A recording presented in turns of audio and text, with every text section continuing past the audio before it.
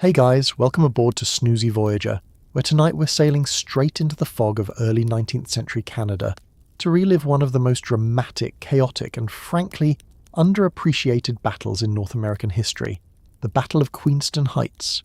Now I know what you're thinking. A battle. On a cliff. Yes, on a cliff. Because apparently fighting on flat ground was considered too easy and also too safe, and someone looked at a very steep ridge above the Niagara River and said, That's where we'll do it. So before you get comfortable, take a second to like the video and subscribe, but only if you actually enjoy what I do here. I want no pity subscriptions, no charity clicks, only the genuine ones count. And if someone suggested this topic in the comments, you know who you are, thank you. Truly. You had excellent taste and a very specific relationship with Canadian military history, and we respect that here. But first, have you ever wondered what it actually felt like to be a British redcoat standing on the edge of a very high cliff in October, watching 1,000 Americans try to climb up at you? Did anyone in charge of this battle look at a map first, or was the map just vibes? What did soldiers eat for breakfast before climbing a cliff to their potential deaths? Did it matter? Was there a moment where everyone on both sides looked around and silently agreed this had gotten out of hand? Could you accidentally fall off the heights before a single shot was fired, and would that still count as a battle wound? And what does a cannonball actually sound like when it goes past your head? Would you rather find out? And now, congratulations.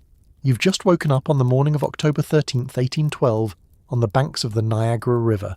It is dark, it is cold, it is raining in that miserable upstate October way, and someone is whispering about boats. You have no idea what's about to happen. Nobody does, and that, it turns out, is kind of the whole problem. Before a single shot was fired at Queenston Heights, there was the awkward, loud, politically messy business of the war itself, a conflict that was declared with great enthusiasm by some and received with complete bafflement by others. The War of 1812 did not begin cleanly. It stumbled into existence the way a very large, poorly organised dinner party might. Too many people wanted something different. Nobody agreed on the menu, and by the time the invitations went out, half the guests were already annoyed. You, standing in America in June of 1812, have just heard that your country has officially declared war on Britain. What this means for your daily life is unclear. What it means for the men who will fight it is very, very clear. The reasons for the war, if you were to ask 10 different Americans in 1812, would produce 10 slightly different answers, and several of those answers would contradict each other. Let's start with the one that sounds most righteous: British impressment. For years, the Royal Navy had been stopping American ships on the open ocean, boarding them, and removing sailors it claimed were British subjects deserving of naval service. Whether those sailors were actually British was sometimes debatable. The Royal Navy's position on this debate was, "We are a very large navy, and you are not." The argument tended to go their way. American sailors, plucked from their ships and pressed into service on British men of war, had been sending home letters of increasing desperation for the better part of a decade, and Congress had been reading those letters with mounting outrage and not quite enough political will to do anything about it. Then there was the matter of trade. Britain and France were at war, a situation that had been running since before you were born and showed no sign of stopping, and both countries had decided that neutral ships trading with the other side were essentially enemy ships. America, attempting to trade with everyone because that is how commerce works, found its ships seized by both sides. This was, to put it mildly, bad for business. American merchants were furious. American pride was wounded. American politicians began to use words like sovereignty in increasingly loud voices. And then there were the Western settlers, Americans pushing into the frontier territories, who had a different grievance entirely.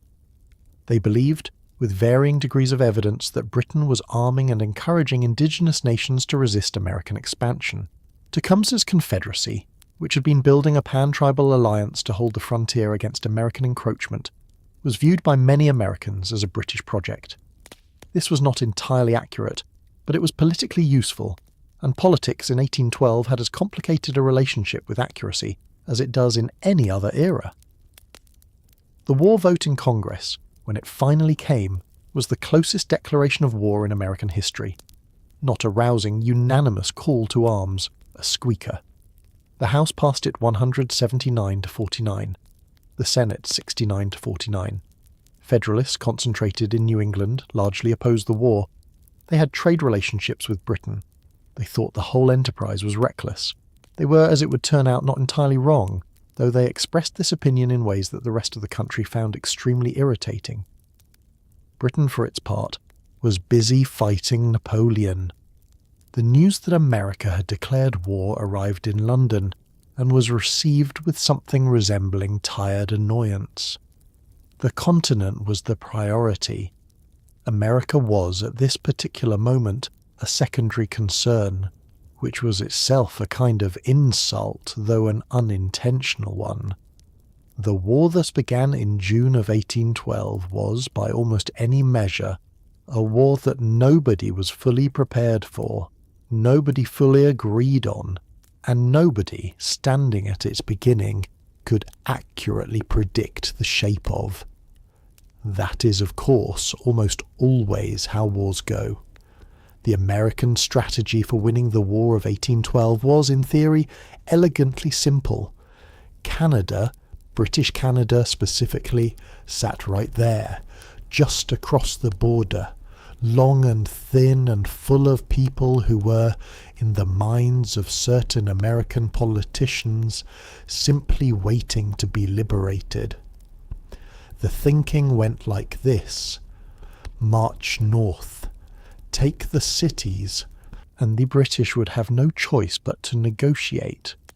It would be quick, it would be decisive. It would be, one congressman apparently suggested, a mere matter of marching. What it would actually turn out to be was a cascading series of miscalculations, missed signals, bad weather, and the kind of humiliation that gets quietly left out of school textbooks for a generation. The logic behind the invasion plan was not entirely delusional. Upper Canada, the stretch of British territory north of the Great Lakes and along the St. Lawrence River, had a relatively small population, a modest British regular garrison, and a militia whose loyalty was, by some estimates, uncertain. Many of the settlers in Upper Canada had come from the United States within the last generation. They were, in theory, people who might look at an American army marching across the border and think, well, perhaps this is fine. Perhaps even, this is fine and also welcome. This calculation turned out to be wrong in ways that American planners found genuinely surprising.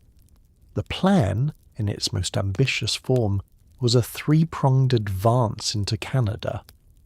One force would cross at Detroit in the west, a second would cross the Niagara River in the centre, a third would advance up Lake Champlain in the east toward Montreal. Executed simultaneously, these attacks would stretch British defences to breaking point and force a rapid collapse. On paper it had a certain brutal elegance. In practice, the three prongs managed to be badly coordinated, individually undermanned, and almost comically unlucky in their execution. The western prong went first, and it went catastrophically. General William Hull, elderly, anxious, and deeply uncertain from the start, crossed into Canada, issued a proclamation offering liberation to the Canadians, and then retreated back to Detroit before anyone could accept the offer shortly afterward. Isaac Brock arrived, bluffed Hull into believing he was outnumbered, and Hull surrendered Detroit without a serious fight. An entire American army, men, cannon, supplies, and dignity, handed over to a force roughly half its size. When the news reached Washington, the silence was presumably followed by a very long pause, and then a great deal of shouting. The eastern prong, aimed at Montreal, never really materialized. The militia refused to cross the border in numbers sufficient to threaten anything. The commanders responsible for the advance managed to disagree with each other about nearly every aspect of the operation, and produced nothing except a great deal of frustrated correspondence, which left the centre, the Niagara frontier. General Stephen Van Rensselaer, commanding the American forces there, was aware of the disasters to his left and right. He was under enormous pressure, political, military and personal, to produce something that looked like success. His army was restless. The militia's enlistments were running out. Winter was approaching. The window for action was closing. And across the river, Queenston Heights waited, rising from the water's edge with the calm, solid patience of something that has been exactly where it is for a very long time and intends to remain there. The invasion of Canada was not a plan that aged well in the telling. It rested on assumptions about loyalty, geography and speed that the war's opening months had thoroughly disproved. And yet on the Niagara the attempt would still be made. Because what else do you do when the plan is failing? You try the part of it that hasn't failed yet and hope very hard that this one is different. The Niagara River is, in purely geographical terms, a thin strip of very fast, very cold water, separating what is now upstate New York from what is now Ontario, Canada. In 1812, it was a frontier, a boundary between two powers that were increasingly furious at each other, and separated only by a few hundred yards of churning water. On one side, American troops massed under their generals, restless and impatient. On the other, British regulars and Canadian militia watched from the heights, which rose sharply from the river's edge like nature had decided to give the defenders an architectural advantage for free. Standing on either bank, squinting across the water at the other side, you would have known something was coming. The Niagara River runs roughly north, connecting Lake Erie to Lake Ontario, and does so with considerable urgency. The current is strong, the water is cold, and in October, when the wind comes off the lake, the crossing is exactly as unpleasant as it sounds. Somewhere near the middle of the river, partway along its length, the water drops over Niagara Falls, one of the largest waterfalls in the world, generating a roar that can be heard for miles, and a mist that hangs in the air like permanent weather. Below the falls, the river cuts through a deep gorge before widening toward Lake Ontario, and it is along this lower stretch, south of the falls, north of the gorge's worst sections, where the Niagara frontier of 1812 was drawn. The village of Queenston sat on the Canadian bank at the point where the gorge opened up and the terrain became, theoretically, crossable. It was a small place, a few hundred people, a cluster of buildings along the waterfront, a road that climbed the heights above.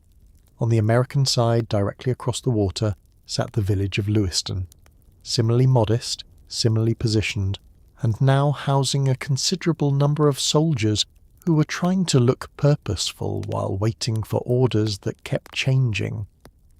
Both sides had fortified their positions along the river through the summer and early autumn. The British had gun batteries at several points along the heights and in Queenston itself. American artillery looked back from the New York bank. Occasionally, one side would fire at the other, mostly to demonstrate that they were paying attention. The result was a frontier that was simultaneously bristling with military preparation and locked in a tense, grinding stalemate, the kind that makes commanders increasingly desperate and subordinates increasingly nervous. The local population caught between two armies did what populations caught between two armies have always done.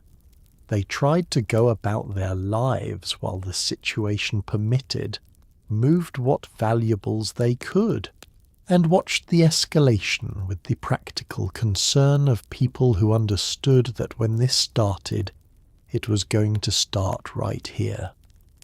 The farmers of the Niagara Peninsula had been cultivating this land for decades. They had not planted their crops or built their barns with the expectation of an international military conflict arriving to conduct itself in the adjacent field. And yet, here they were. The river itself, in those autumn weeks of 1812, had become a kind of stage. Every movement on either bank was watched by the other side. Every boat was counted. Every column of smoke from a cooking fire was noted and interpreted. Spies and scouts crossed in the dark, returned with reports, and reported to commanders who were making plans, and then revising those plans, and then revising them again. The Niagara frontier was, in the language of the time, ripe for action, which was another way of saying that something terrible and consequential was about to happen, and the river was where it was going to happen, and there was at this point very little anyone was going to do to stop it. General Stephen Van Rensselaer did not especially want to invade Canada. This is perhaps an important thing to know about the man leading the American forces at Queenston Heights. Van Rensselaer was a wealthy New York landowner and a Federalist politician, a man who had in fact actively opposed the war, and yet, through a combination of political maneuvering, military necessity, and the kind of logic that only makes sense to people who are not the ones being asked, he found himself appointed commander of the American forces on the Niagara frontier. He was experienced enough to know the plan had problems. He was politically pressured enough to proceed anyway. Van Rensselaer was, in the charitable reading, a man caught between forces larger than himself. He held the title of general not because of a distinguished military career, but because of his social position and political connections.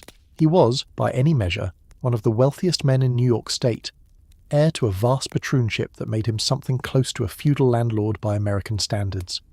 His appointment to command was in part a political calculation by New York's governor: give the prominent Federalist a stake in the war, and perhaps the Federalists will be less obstreperous about opposing it. Whether this calculation was correct is a matter of some debate. Whether it was good military planning is not. To his credit, Van Rensselaer threw himself into the job. He arrived at the Niagara frontier in late summer of 1812, assessed the situation, and began writing letters. Many, many letters. He wrote to Washington requesting more men, more supplies, more ammunition, more boats, more everything, because what he had was not sufficient for the operation being asked of him. Washington responded with the enthusiastic helplessness of a government that was simultaneously fighting a war on 3 fronts, losing on 2 of them and running short of both money and ideas. The supplies arrived slowly, partially, and never quite in the right combination.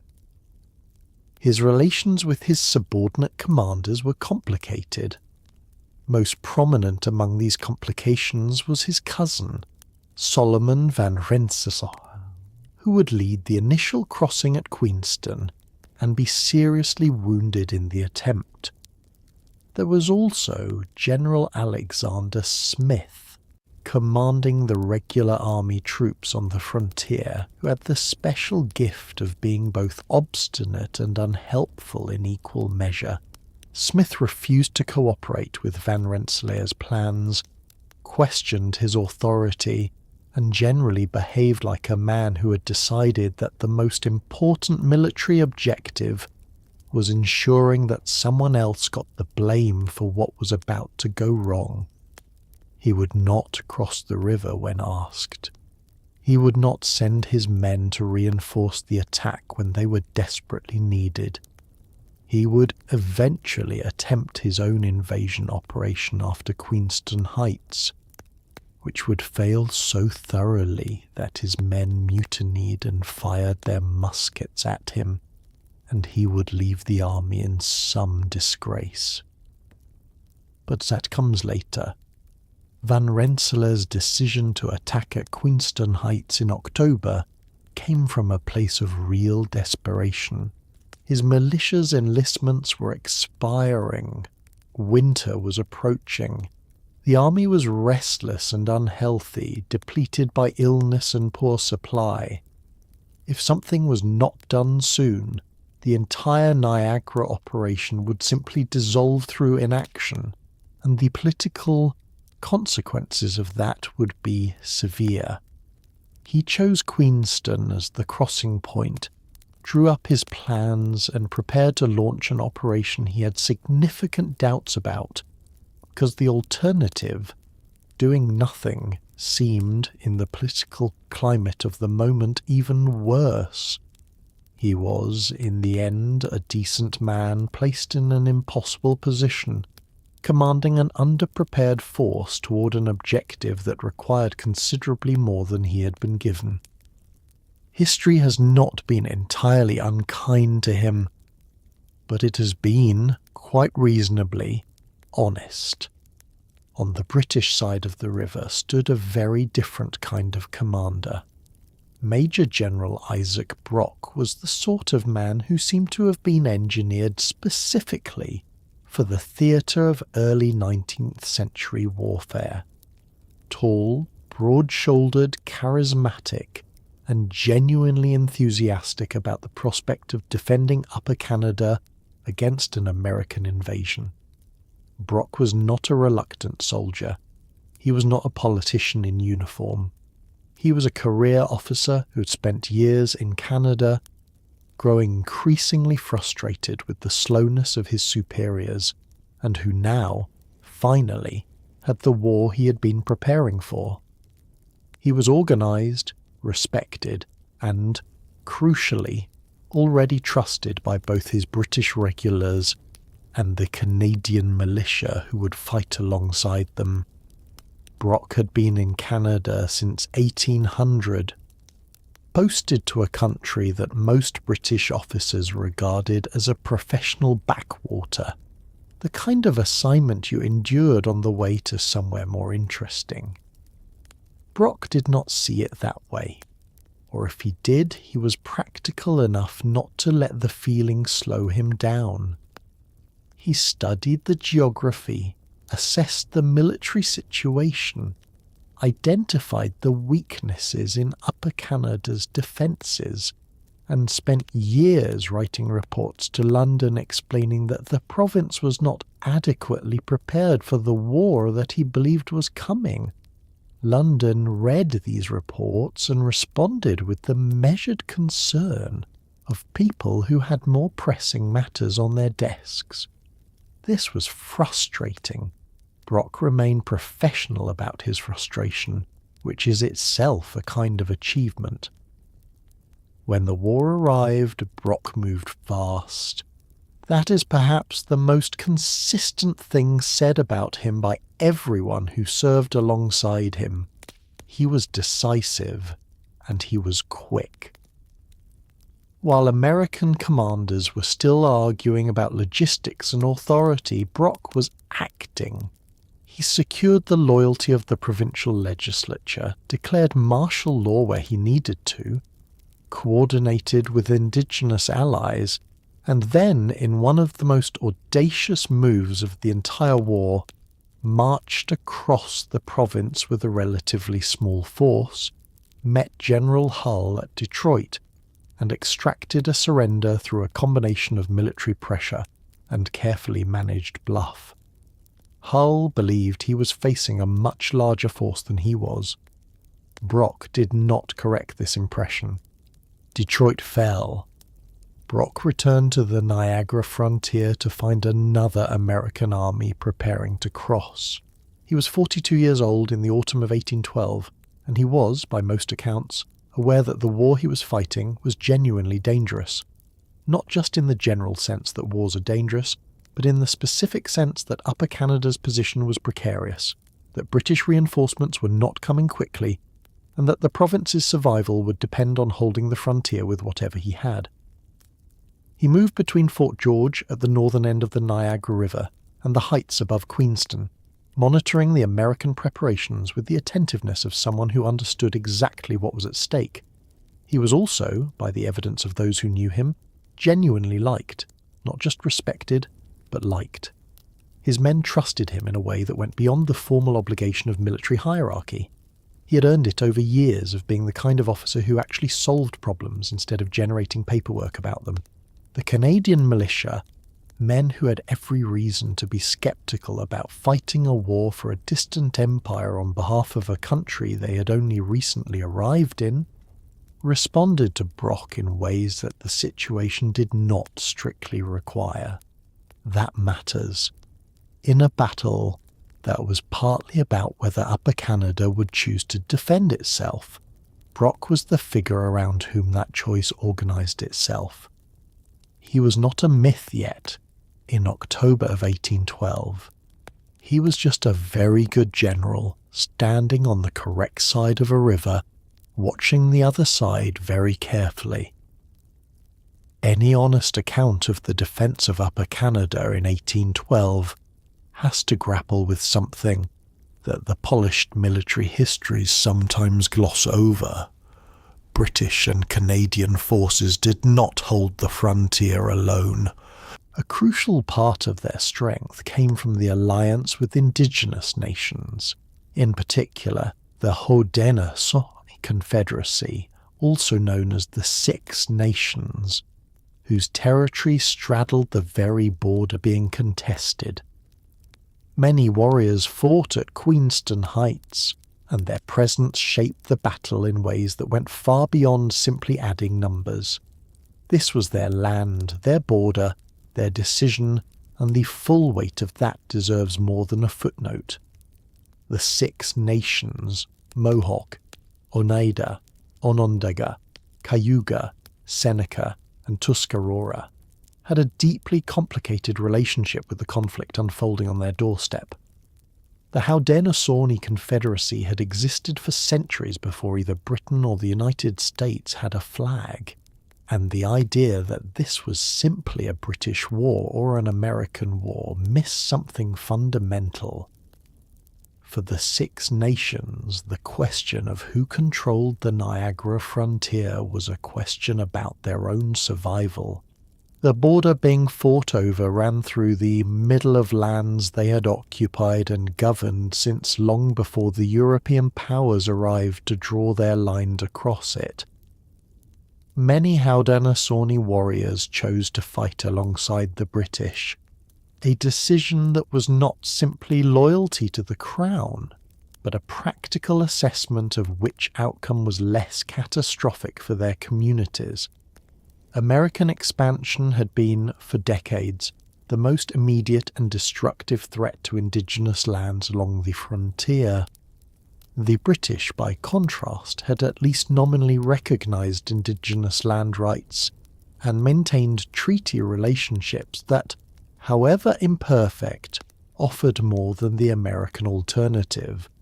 It was not a choice made from trust. It was a choice made from experience. At Queenston Heights, Haudenosaunee warriors, led in part by John Norton, a Mohawk war chief of Cherokee and Scottish descent, played a significant role in their battle's outcome. They arrived at the heights as Sheaf was organising his counterattack, and their presence on the flanks of the British advance added pressure that the defending American force could not adequately respond to. The knowledge that Indigenous warriors were operating in the forested edges of the battlefield created an anxiety among American soldiers that went beyond the formal military calculus of numbers and positions. This was terrain the warriors knew, and the Americans did not. Further west, the alliance with Tecumseh's Confederacy had already proven its value.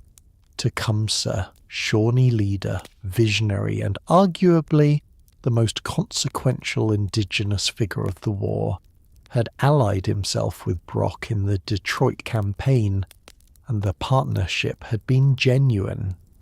Two men who respected each other's abilities and shared, for the duration of their alliance, a common strategic objective. Brock's death at Queenston Heights removed the British officer Tecumseh had trusted most, and the war's subsequent trajectory would demonstrate how much that loss mattered. The Indigenous contribution to the defence of Upper Canada was indispensable. It was also, in the decades after the war, systematically minimised in the Canadian national story, folded into the background of a narrative that preferred to foreground the British regular and the loyal colonial militia. The men who actually fought know differently. The land itself, shaped by the movements of that battle, knows differently. And a proper accounting of Queenston Heights, told honestly, puts those warriors exactly where they were on October the 13th, 1812, on the heights, on the flanks, in the fight, holding a frontier that was, in every meaningful sense, as much theirs as anyone's. The night before the Battle of Queenston Heights was cold, wet, and tense in the particular way that only nights before battles can be.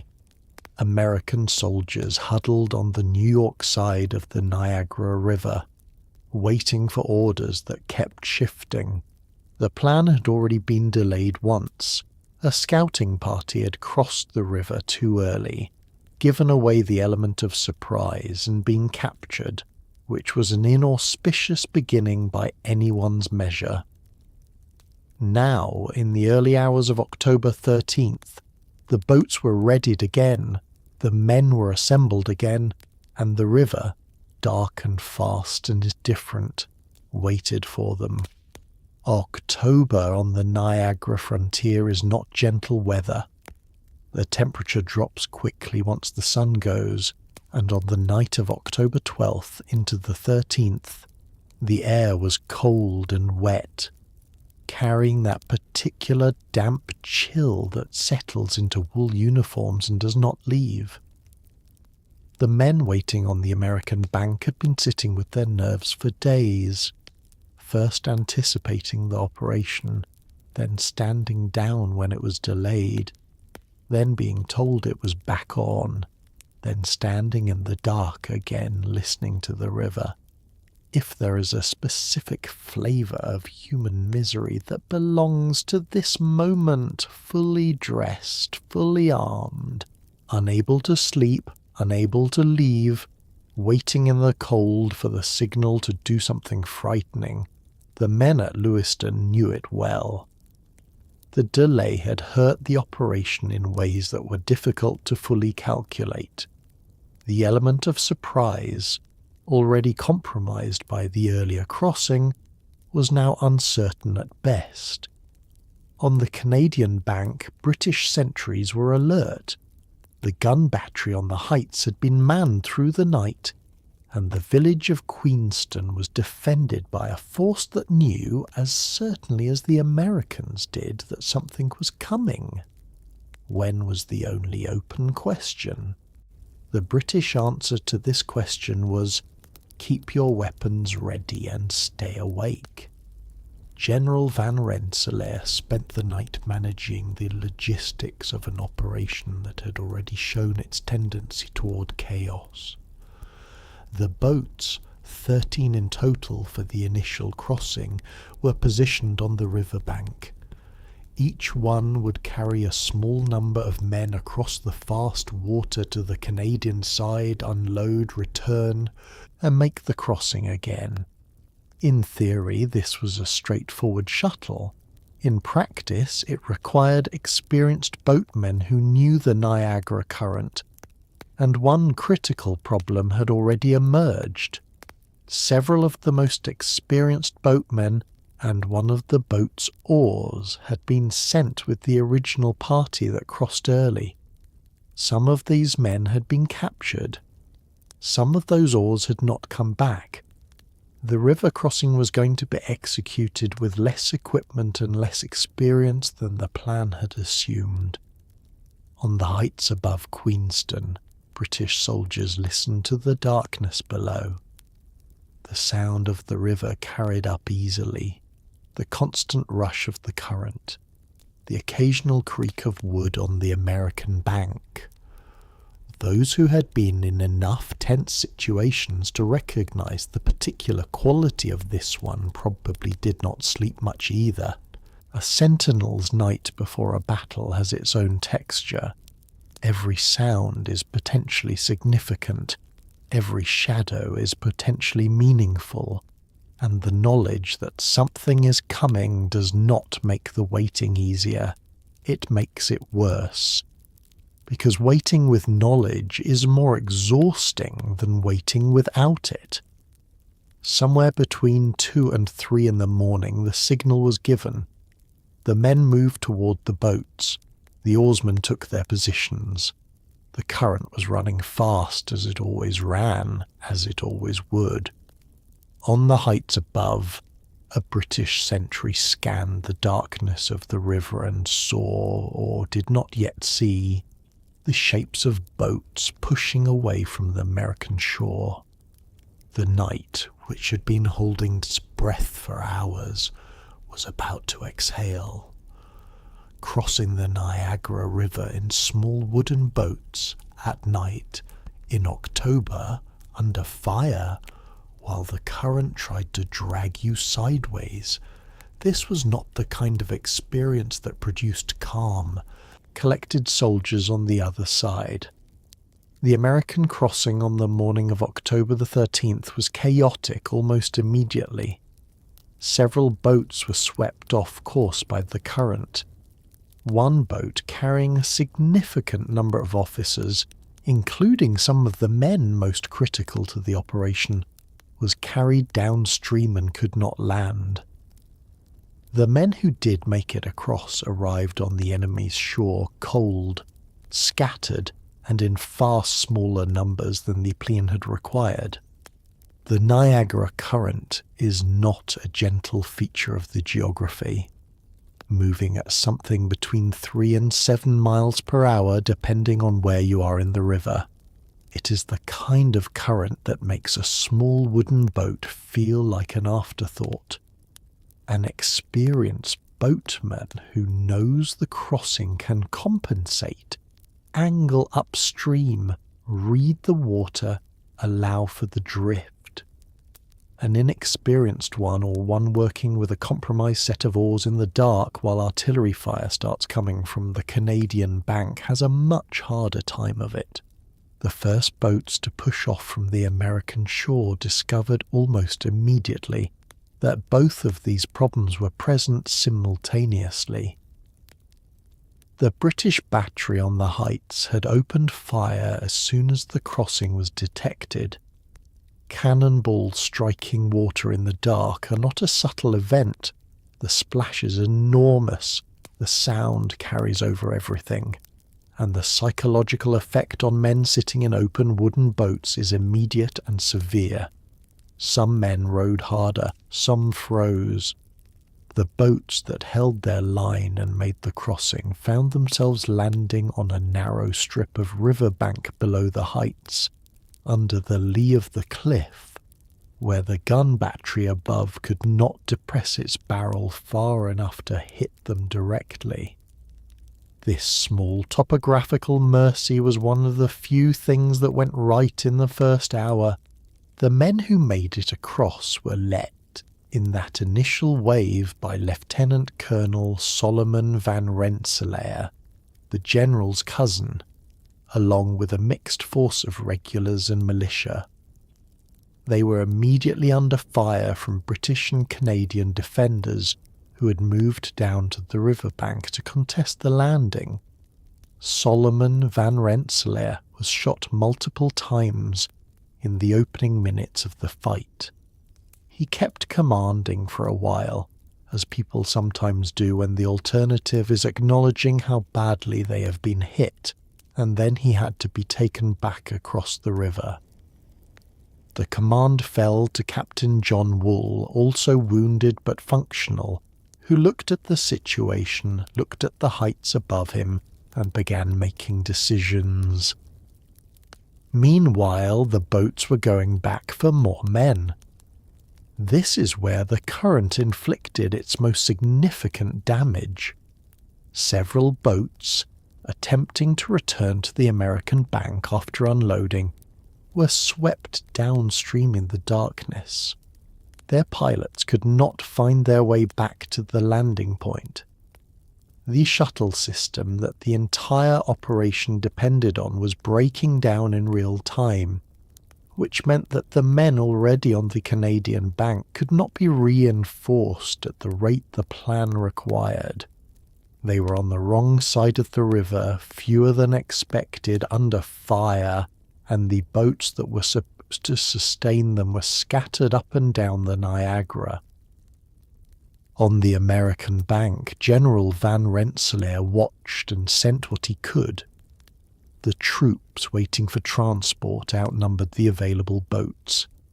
Men stood at the water's edge in the cold and the dark, watching the flashes of gunfire on the far bank, listening to the cannon on the heights, and waiting for boats that were very slow to return.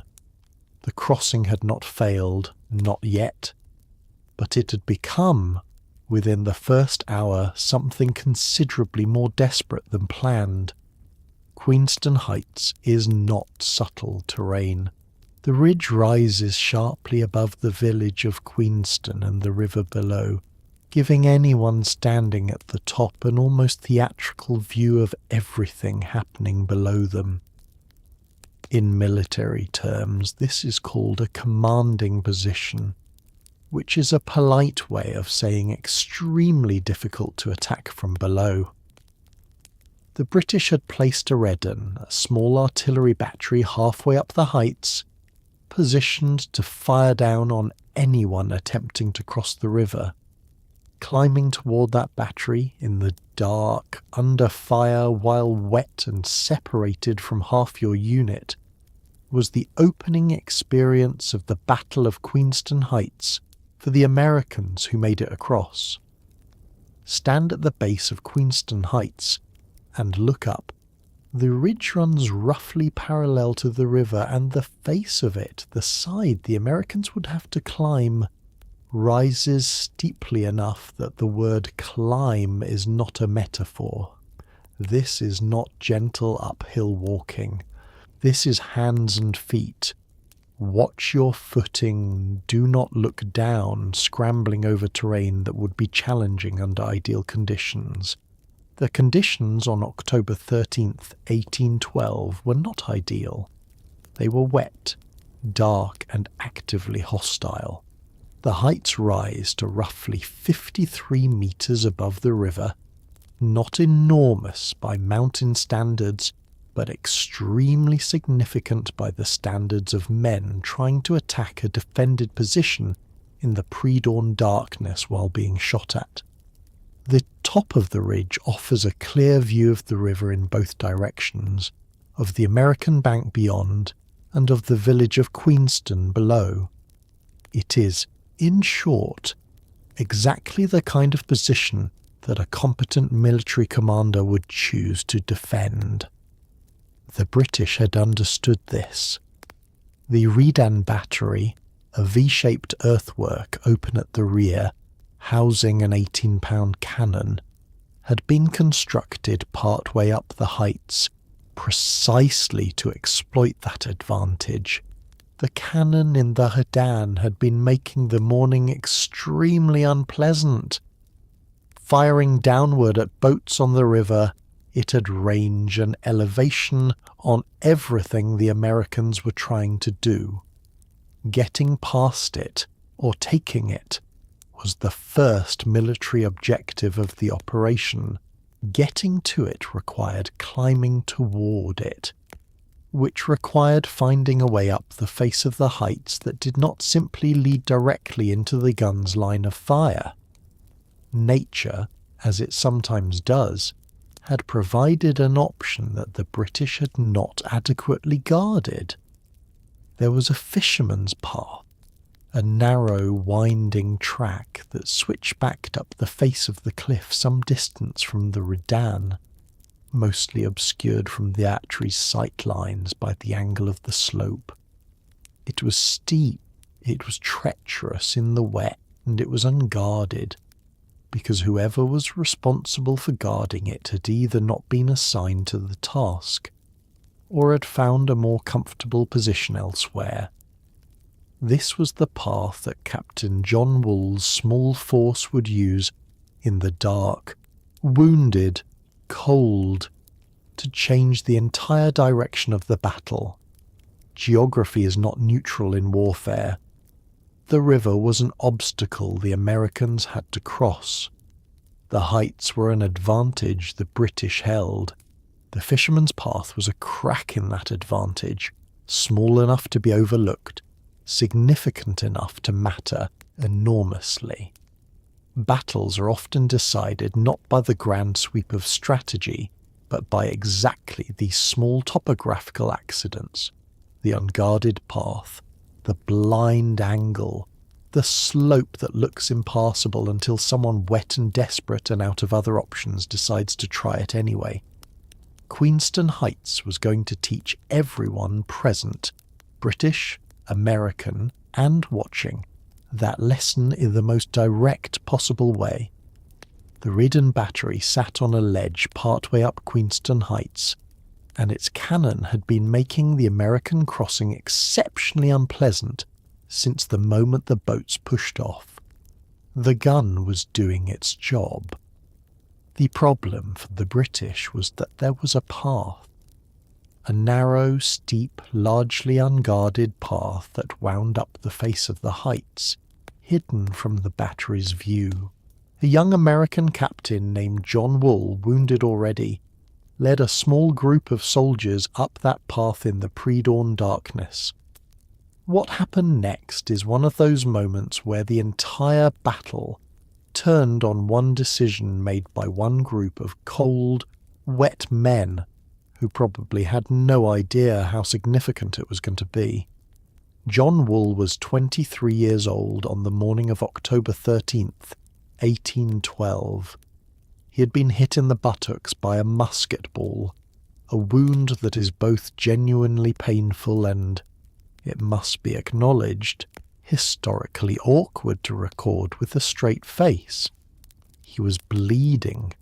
He was leading a force that numbered somewhere between 60 and 80 men, depending on who was doing the accounting and how many had become separated at the crossing.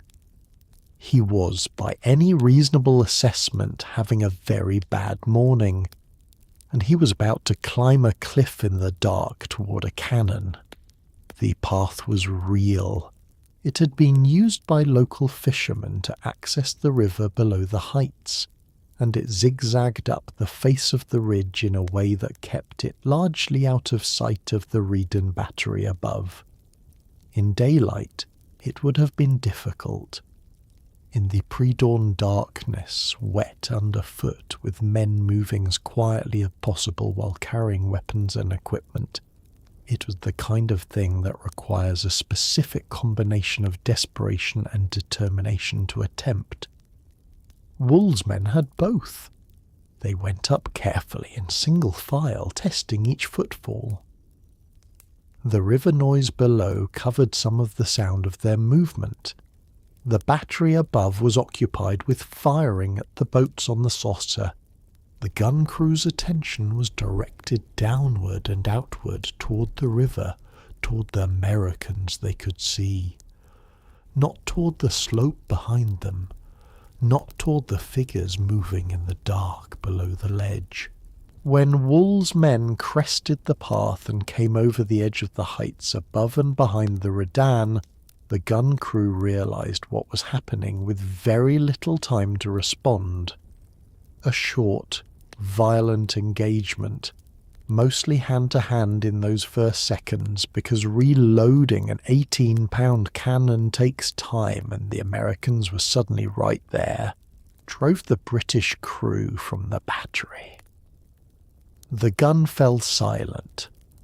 The Americans had the Redan. They also now had the heights, or at least a portion of them. From the top of the ridge, Wool's men could see the river below, the American bank and the village of Queenston, where British soldiers were scrambling to respond. They could see, if they looked in the right direction, a large figure on horseback moving through the village with the energy of a man who had just received extremely unwelcome news and was already formulating a response. Isaac Brock had arrived at Queenston. He had looked up at the heights, seen the American flag, and made a decision. In a different version of this morning, one where caution prevailed, or where a more cautious man was in command, what happened next might have been different.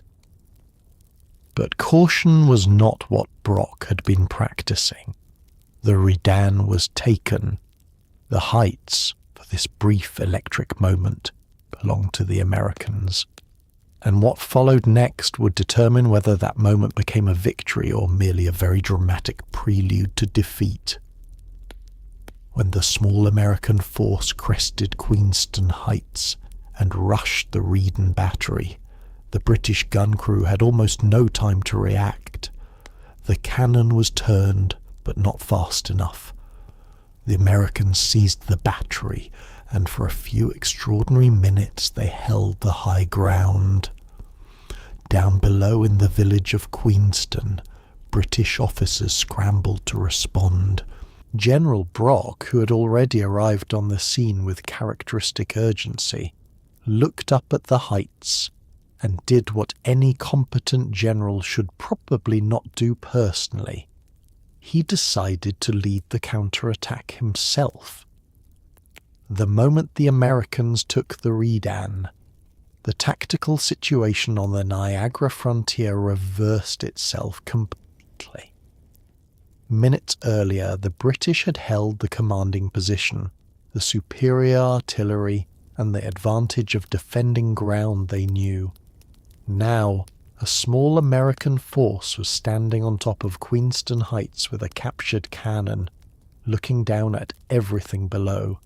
It was, by any measure, one of the more startling reversals of the entire war, achieved not by superior numbers or careful planning, but by a wounded 23-year-old and a path nobody had properly guarded.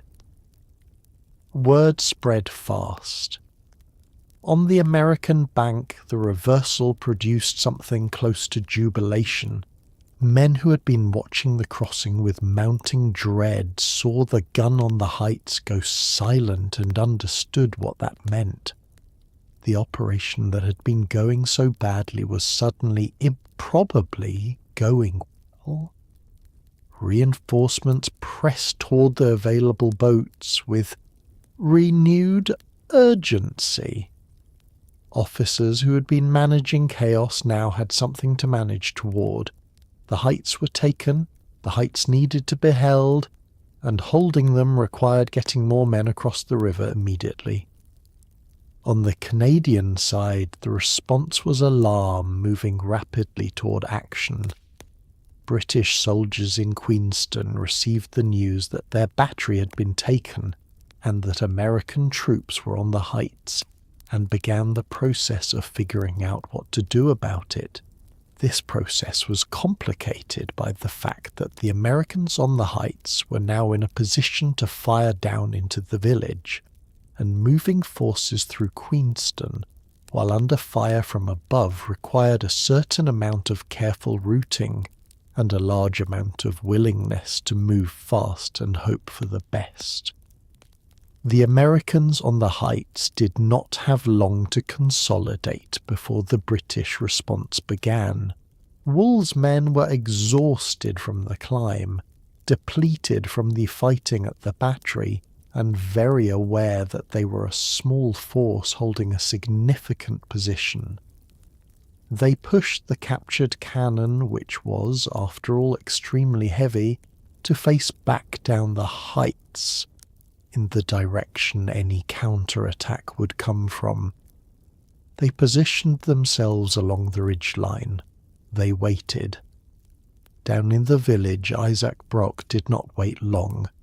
He had arrived at Queenston ahead of his troops, riding hard from Fort George when he heard the cannon fire in the early morning hours, covering roughly 11 kilometres in the dark at a speed that suggested he understood the urgency and was not troubled by the darkness or the hour.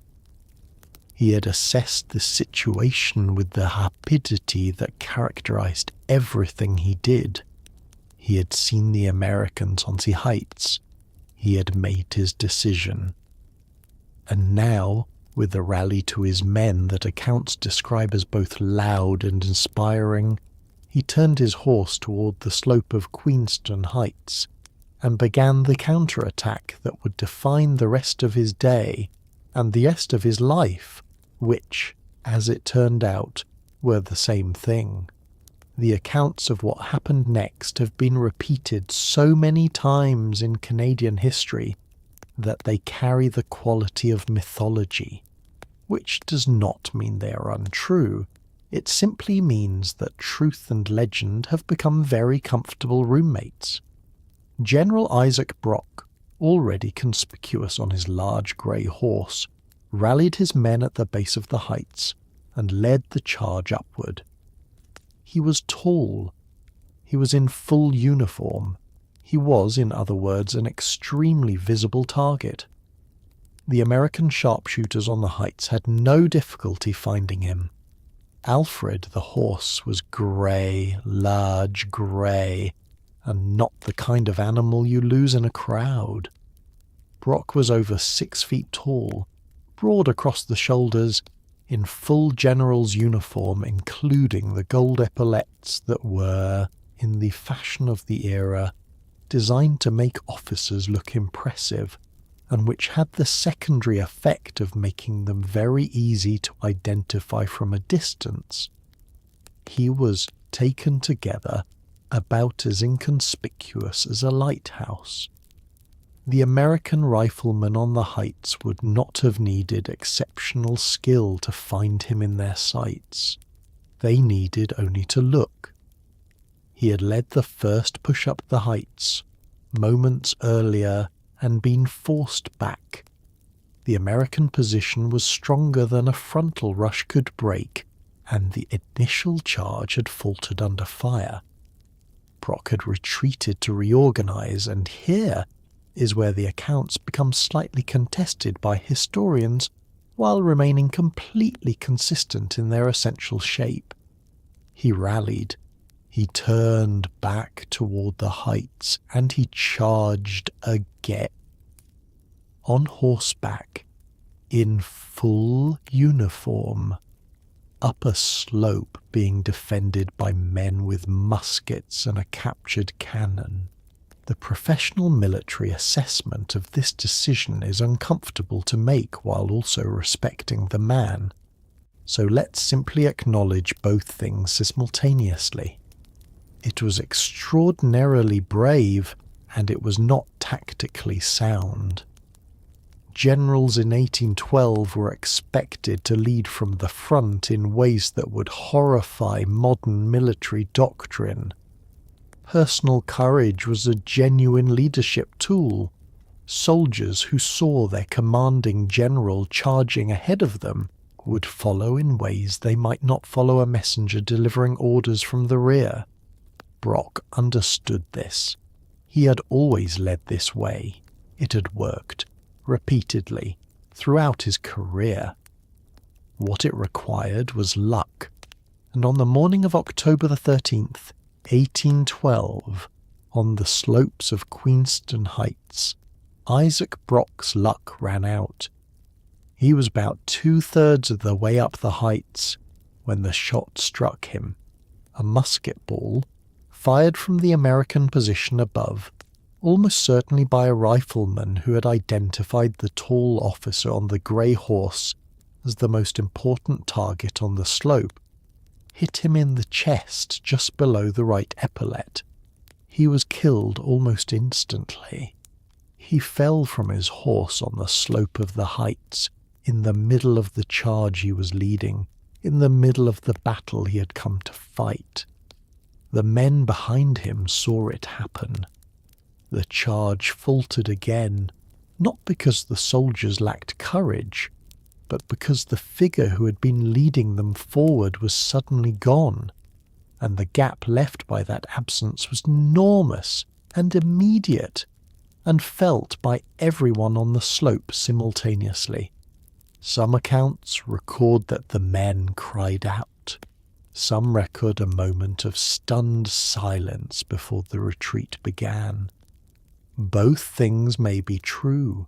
They are not incompatible.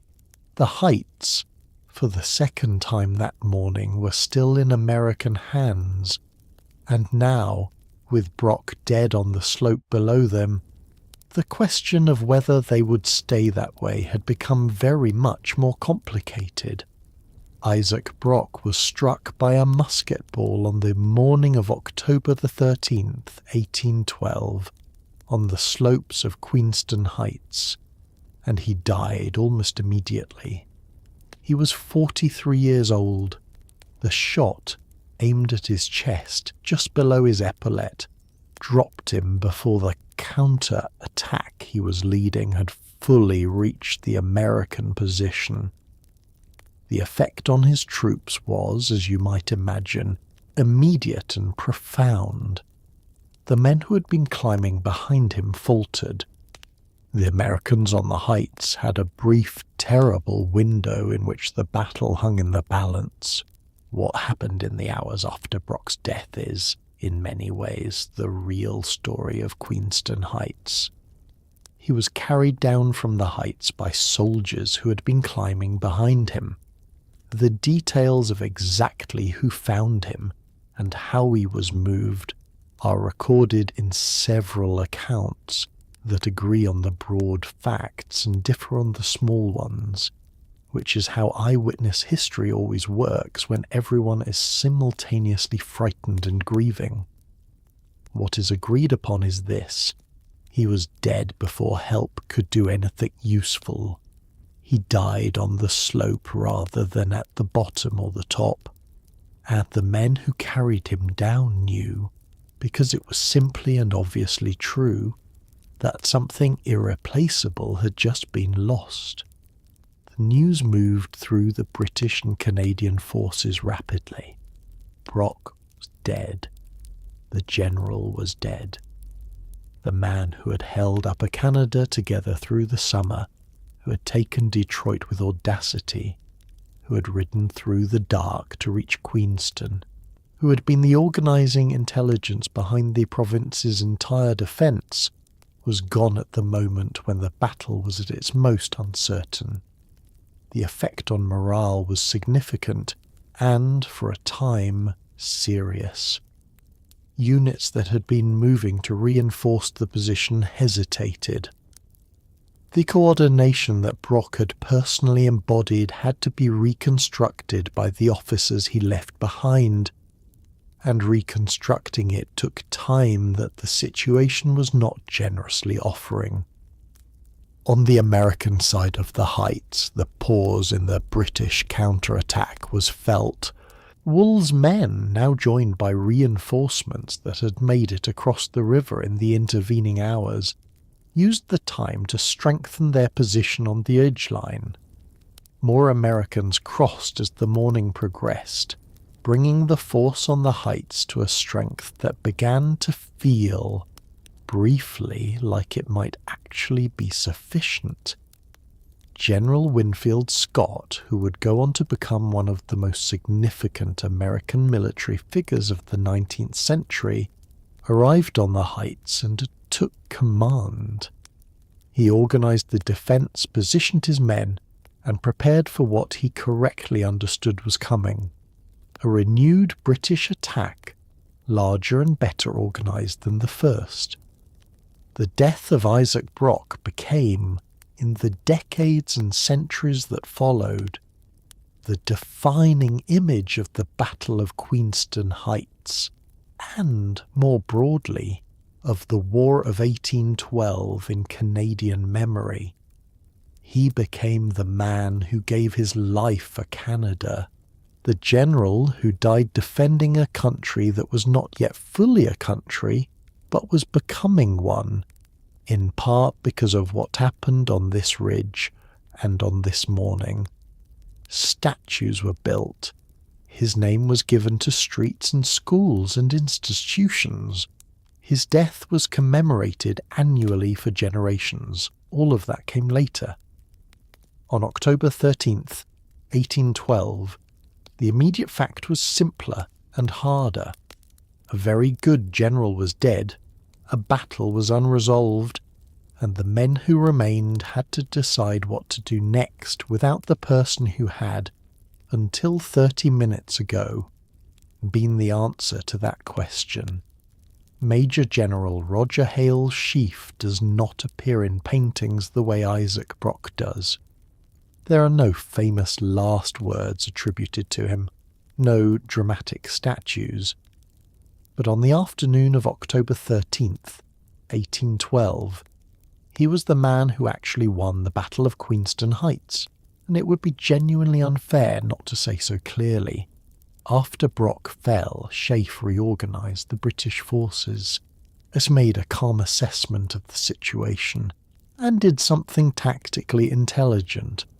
Instead of charging up the same slope where Brock had just been killed, he marched his men around the heights, attacked from a less defended angle, and hit the American position with coordinated force. Sheaffe was 50 years old, a career officer who had served in Canada for years and had a reputation that was complicated by the fact that his soldiers did not especially like him. He was strict, methodical, and not warm in the way that Brock had been warm. Where Brock inspired through presence and energy, Sheaffe commanded through procedure and professionalism.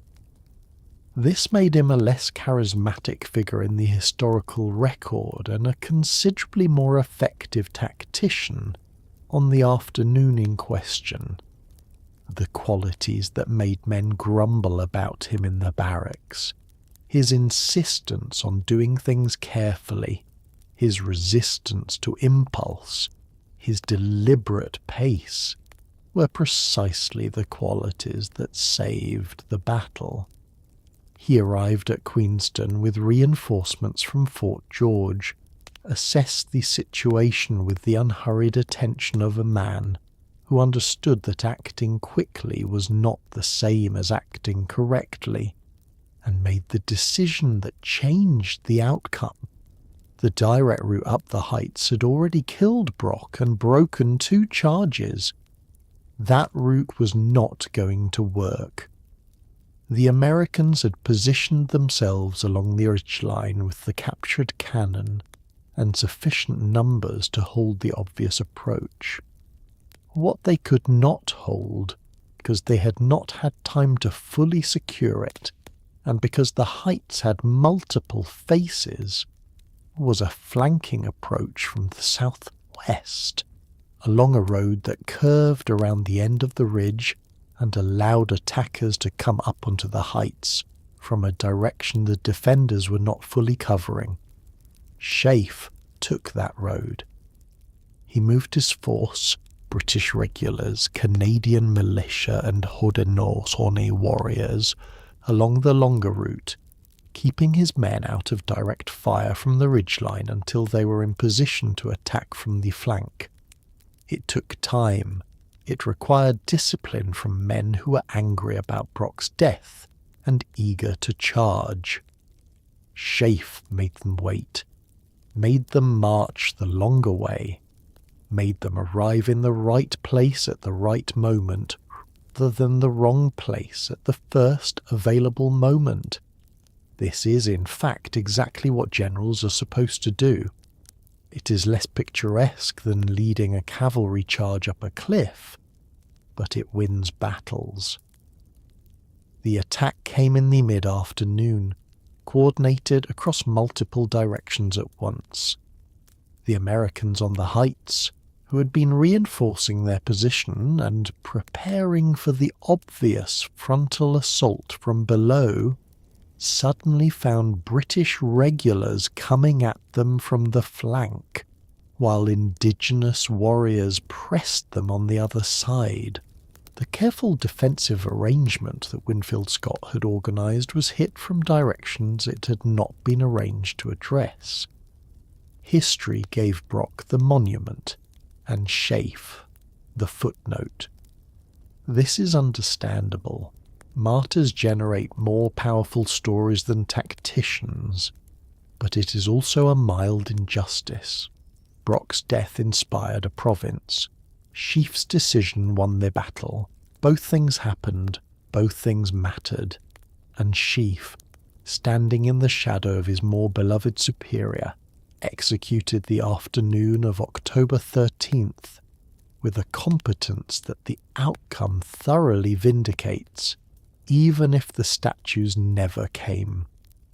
While the battle raged on top of Queenston Heights, something was happening on the American side of the river that would become one of the most uncomfortable footnotes in the War of 1812. Thousands of American militia soldiers, men who had assembled to support the invasion, stood on the New York bank and refused to cross. Their reasoning, delivered with some legal firmness, was this: their militia service obligations did not require them to leave the United States. Crossing the river into Canada was technically foreign soil, and so they watched. The men already on the heights were outnumbered, undersupplied, and running out of options, and their reinforcements were standing on the other side of the river having a constitutional debate. The legal argument the militia made was not entirely without foundation. American militia law in 1812 was genuinely ambiguous about the extent to which militia units could be compelled to serve outside the borders of the United States. The militiamen were not inventing a loophole. They were pointing to a genuine limitation in the legal framework governing their service. That this limitation made itself felt at exactly the moment when men on the heights most needed reinforcement was either a terrible coincidence or, depending on your perspective, an extremely convenient moment to suddenly become interested in constitutional law. The numbers involved make the situation more painful to contemplate. Thousands of men stood on the American bank. Hundreds of men were fighting and dying on the heights across the river. The boats that had been struggling all morning were available. The crossing was still dangerous, still contested, but possible the earlier waves had made it across, and some of those waves had made it in significant numbers. The barrier between the waiting men and the fighting men was not primarily the river or the British guns. It was a decision. A collective, stubbornly maintained decision that this side of the water was as far as the obligation went. General Van Rensselaer rode among the waiting militia and attempted to persuade them. He appealed to their honour. He appealed to their duty. He pointed across the river at the heights and explained with increasing urgency what was happening to the men who had already crossed. The militia listened, considered, and largely remained where they were. The accounts from observers on both sides describe the scene with variations of the same astonishment. An army standing at the edge of a battle it would not enter, watching through the smoke and the noise, while the battle resolved itself without them. The regular army soldiers who were present, those not subject to the militia's constitutional objection, were more willing, but there were not enough of them, and the boat shortage that had plagued the crossing all morning continued to limit the rate at which anyone could get across. The reinforcement that should have been a steady stream was instead a thin, irregular trickle, insufficient to the need.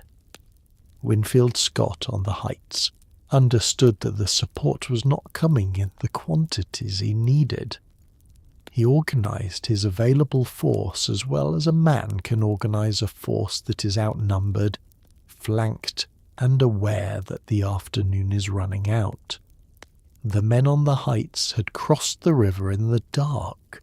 climbed a cliff under fire, seized a battery, held a ridgeline for hours, and were now facing the final reckoning without the army that was supposed to have followed them. Across the water, that army watched, and the Heights, which had been American for the better part of a morning, began this slow, inevitable process of becoming British again. As Sheaffe's forces moved to encircle the American position on the Heights, Haudenosaunee warriors played a crucial and terrifying role in completing the British trap. Moving through the forested edges of the battlefield with a knowledge of the terrain that no British regular could match, they struck at the American flanks in ways the defenders had not anticipated and could not easily counter. The psychological effect was significant. American soldiers who had been holding their ground began to feel the encirclement closing. The combination of Sheaffe's disciplined flanking attack and the pressure from Indigenous warriors on the edges created the conditions for a complete collapse of the American position. John Norton led the Haudenosaunee warriors who fought at Queenston Heights, a man whose biography alone deserves extended contemplation. Born to a Cherokee father and a Scottish mother, adopted into the Mohawk Nation, given the name Teunin Hokovrowen, and a Mohawk chieftainship by the great Joseph Brant himself, Norton was both a military commander and a living embodiment of the borderlands world the battle was being fought to control. He had spent the summer and autumn of 1812 organising and coordinating the Six Nations' contribution to Upper Canada's defence, and on October 13th he brought his warriors to the Heights at a moment when their presence was decisive. The warriors operating in the forested margins of the Queenston Heights battlefield were not simply additional soldiers fighting in the conventional manner. They were moving through terrain they had known for generations, the woods along the ridge, the slopes, the gullies, in ways that translated into something very different from what the British regulars were doing on the open ground. Their approach was to press the American flanks from the cover of the trees, appearing and disappearing in ways that made the perimeter of the American position feel porous and unreliable. For the Americans on the Heights, this created a specific and escalating anxiety. Holding a ridgeline against a frontal assault is a comprehensible military problem.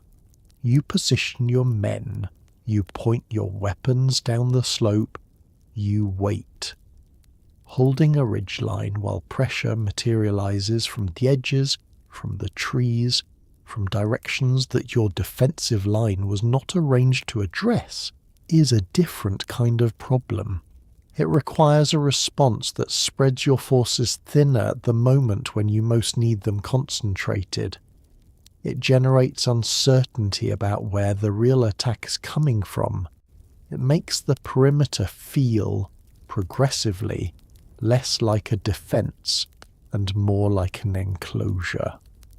The Haudenosaunee contribution at Queenston Heights operated on both the physical and psychological level simultaneously, and to pretend these were separable is to misunderstand how battlefield psychology works.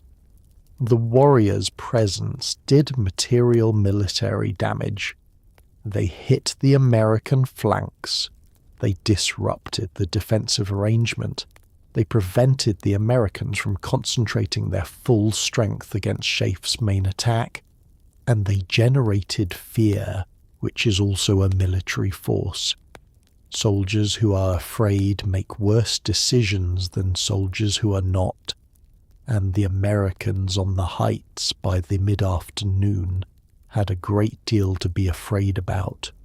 What happened at Queenston Heights was a combined arms operation in the fullest sense. British regulars, Canadian militia and Haudenosaunee warriors, each contributing something that the others could not, coordinated loosely but effectively toward the same outcome. The battle was not won by any one of these components alone. It was won by all three together.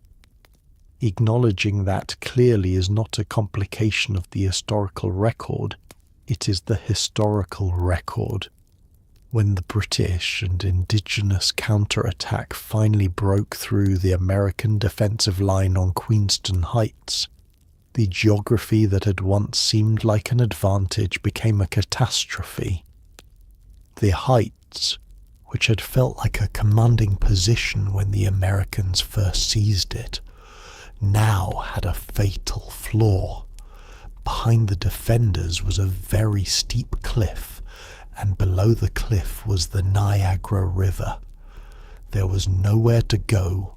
American soldiers faced a choice that was really no choice at all. Surrender, attempt to climb back down the heights under fire, or, in some desperate cases, attempt to descend the cliff itself, which ended badly in every instance it was tried. The collapse, when it came fast.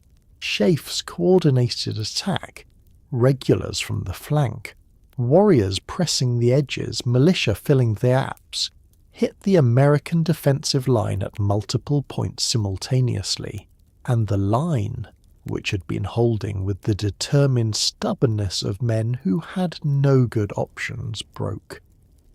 Not all at once, not in a single dramatic moment, but progressively, unit by unit, as the pressure became too great from too many directions at once, and the spaces between the defenders opened up in ways that could not be closed. Winfield Scott did what he could.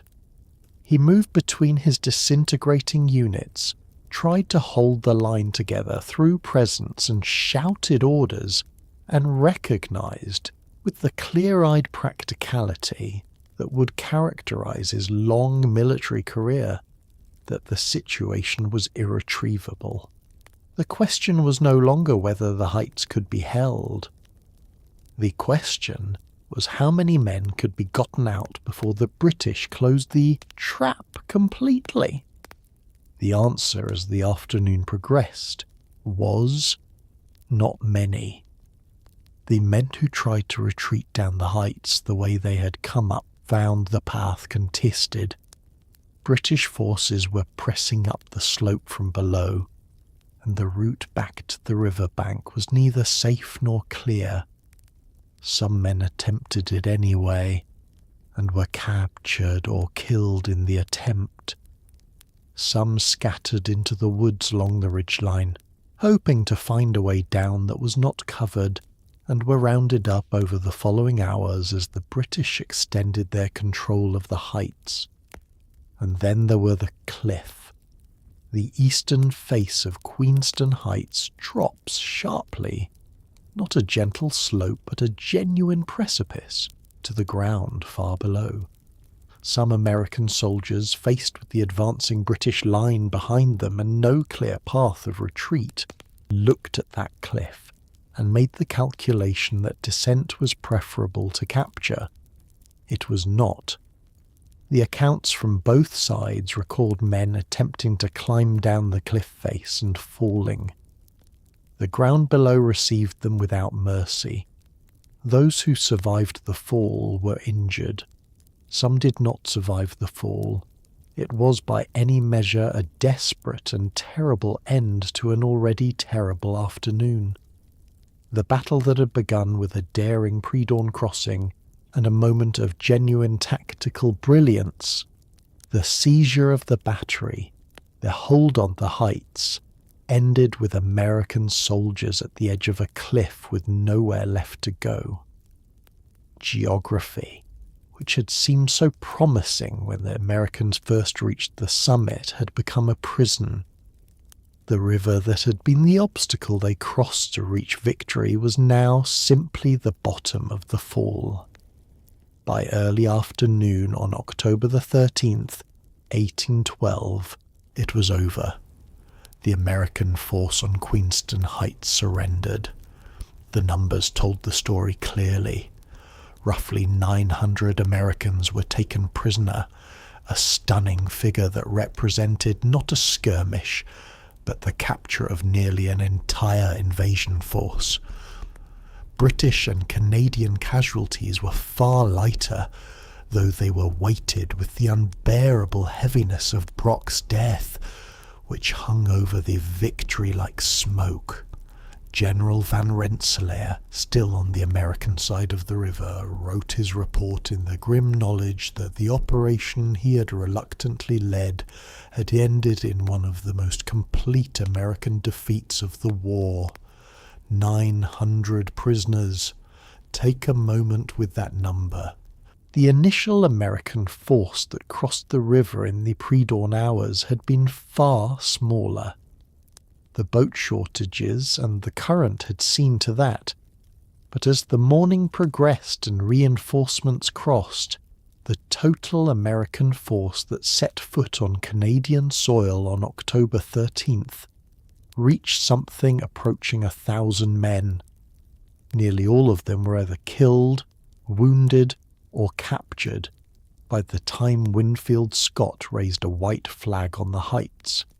It was not a partial defeat, not a setback from which the operation could recover. It was a comprehensive destruction of the invasion force. Scott's surrender was by accounts conducted with the formal dignity that the occasion demanded, even as everything around it was undignified.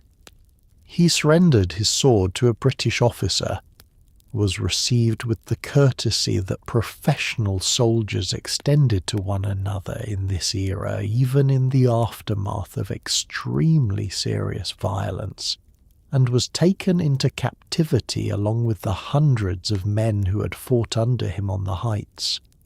He would be exchanged for British prisoners later in the war, return to service, and go on to a career of such distinction that the entire episode at Queenston Heights became, in his biography, merely the difficult beginning of something much longer. But on October 13th, he was simply a captured general on a ridge he had held for most of a day and could hold no longer. The British and Canadian casualties, killed and wounded combined, numbered somewhere the range of 90 to 100, depending on the source. The figures include the Haudenosaunee warriors, whose losses were recorded with less precision than those of the regular forces, a disparity that itself says something about how different groups were counted and valued in the documentation of the battle. The dead included Brock himself and his aide-de-camp, Lieutenant Colonel John MacDonnell, who had led a second charge up the heights after Brock fell and been mortally wounded in the attempt. 2 officers, both of them central figures in the morning's events, dead on the same slope within an hour of each other. Van Rensselaer's report was written with the candour of a man who had nothing useful to conceal. He described the militia's refusal to cross, the boat shortages, the loss of command coherence as the morning progressed. He resigned his command shortly afterward, which was both the appropriate response and, arguably, an act of genuine integrity.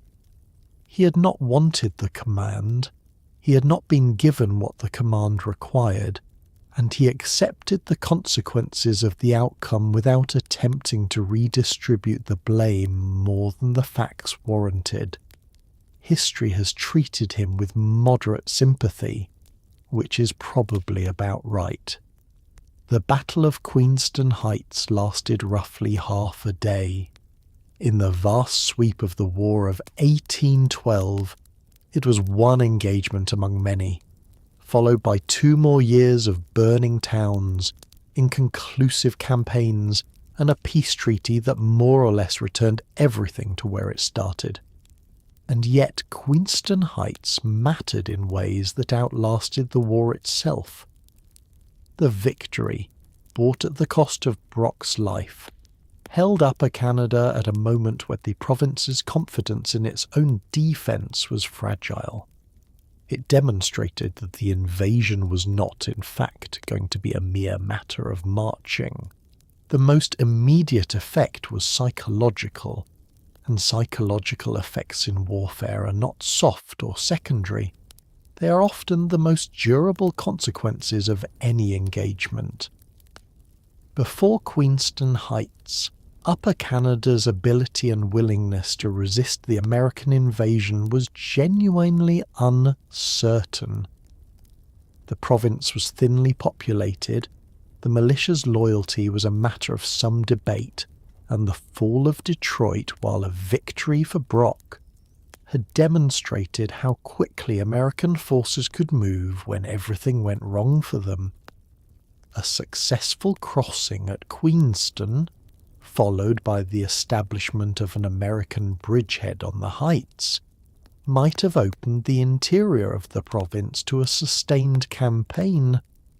The domino effect that American planners had imagined, take the border and the rest follows, had not been entirely delusional as a theory.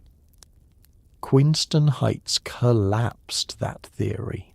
The Americans had crossed the river, taken the heights, held them for hours, and been driven off with enormous losses. The invasion of Upper Canada, which was supposed to be easy, had not been easy. The militia that was supposed to melt away or switch sides had, at least in significant numbers, fought. The Indigenous allies who were supposed to be a minor factor had been a major one. The message received in Washington and in the American Army camps along the Niagara frontier was uncomfortable but clear. This was going to be a war, not a march.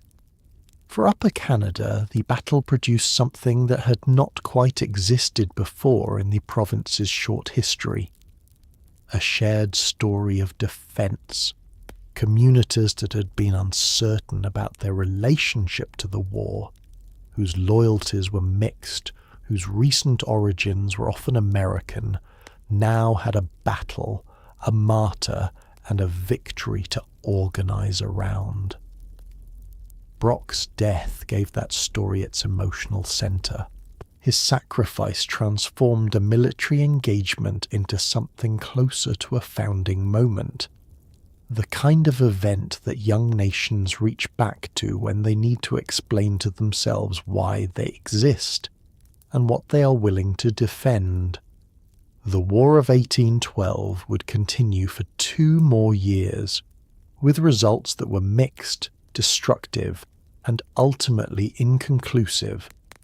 Towns on both sides of the border would be burned. Campaigns would be launched and fail. The White House itself would be set on fire.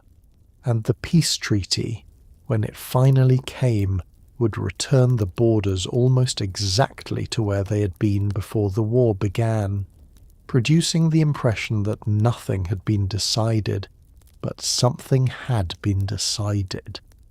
The American invasion had been stopped repeatedly, and the experience of stopping it had produced in Upper Canada the beginnings of a national identity.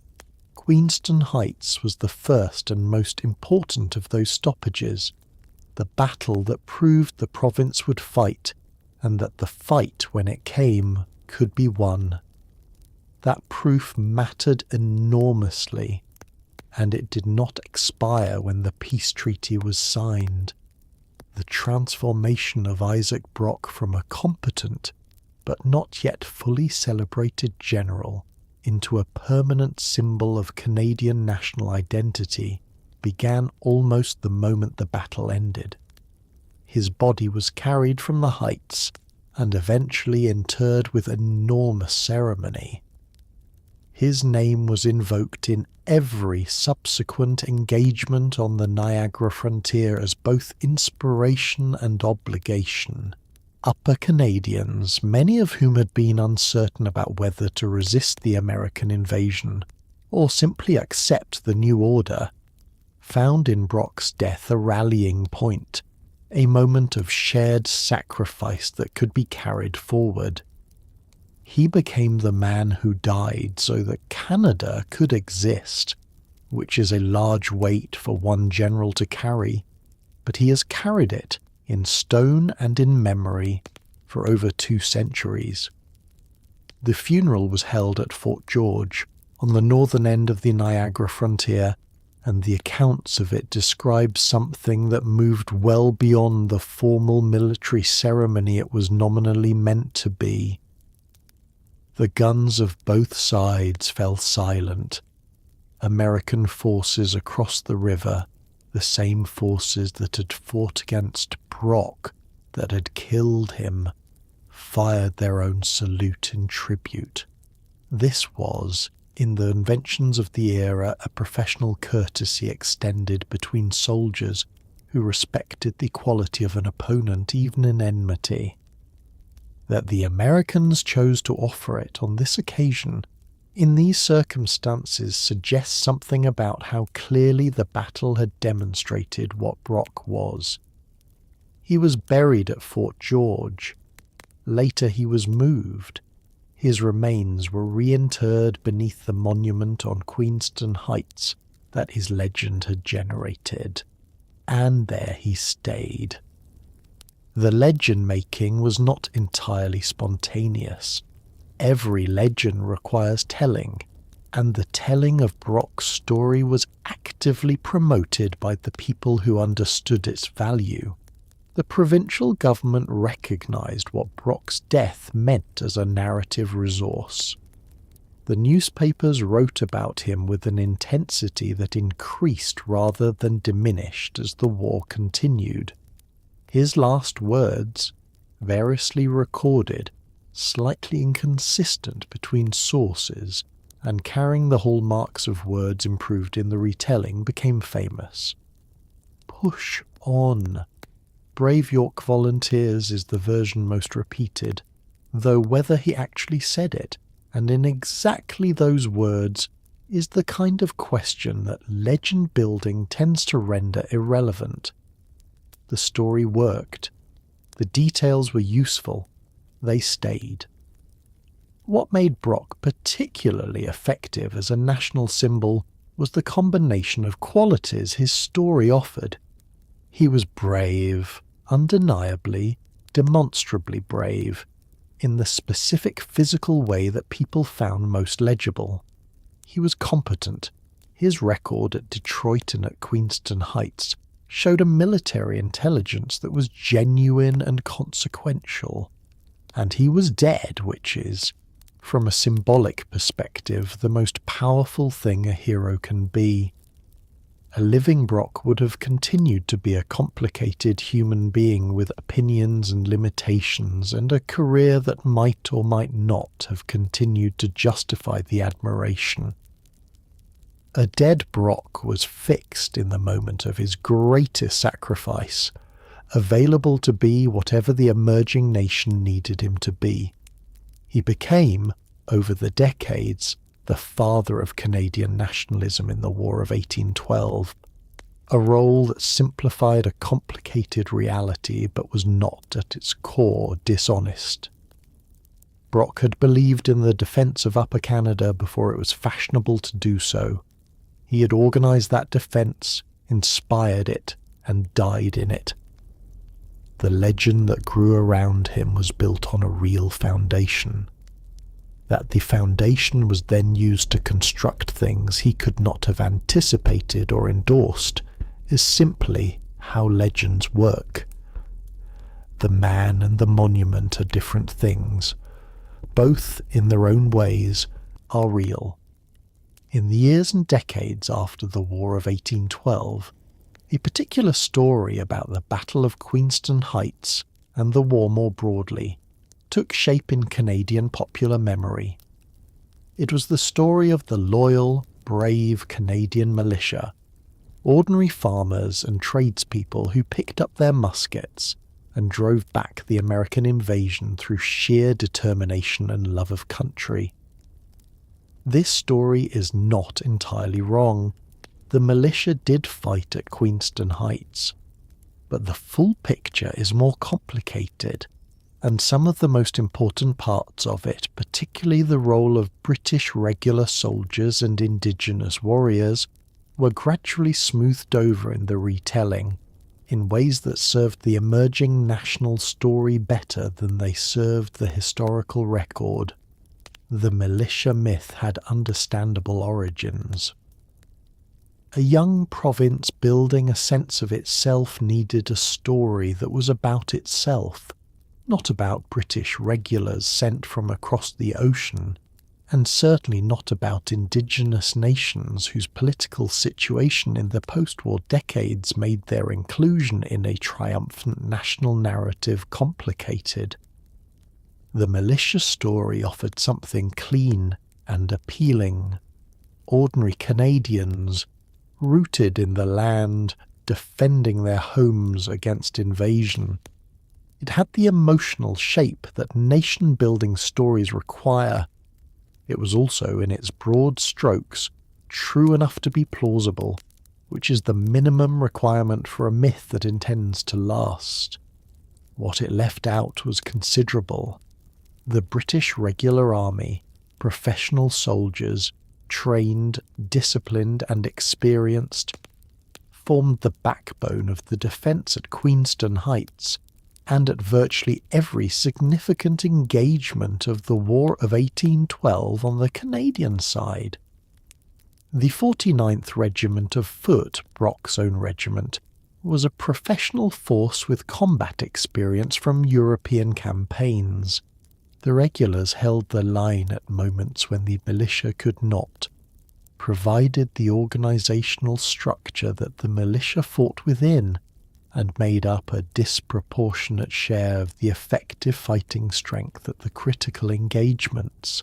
Without them, the militia's courage would have been insufficient to the task, and without the Haudenosaunee and other Indigenous warriors, the entire frontier defence would have looked dramatically different. The contribution at Queenston Heights, the flanking pressure, the psychological effect, the terrain expertise has already been described, but it extended beyond that single battle. Throughout the war, Indigenous allies provided intelligence, mobility and combat effectiveness that British regulars and Canadian militia could not replicate. They were not auxiliaries in any diminishing sense. They were partners whose contribution was indispensable, and whose treatment in the post-war settlement was, by any honest measure, a betrayal. The alliances that had been essential to winning the war were set aside when the war was over, and the land rights that had been implicitly promised were not honoured. The myth that subsequently developed, which centred the Canadian militia and minimised the Indigenous role, was not merely historically inaccurate. It was convenient. The militia did fight. Some militia units performed with genuine effectiveness and real courage.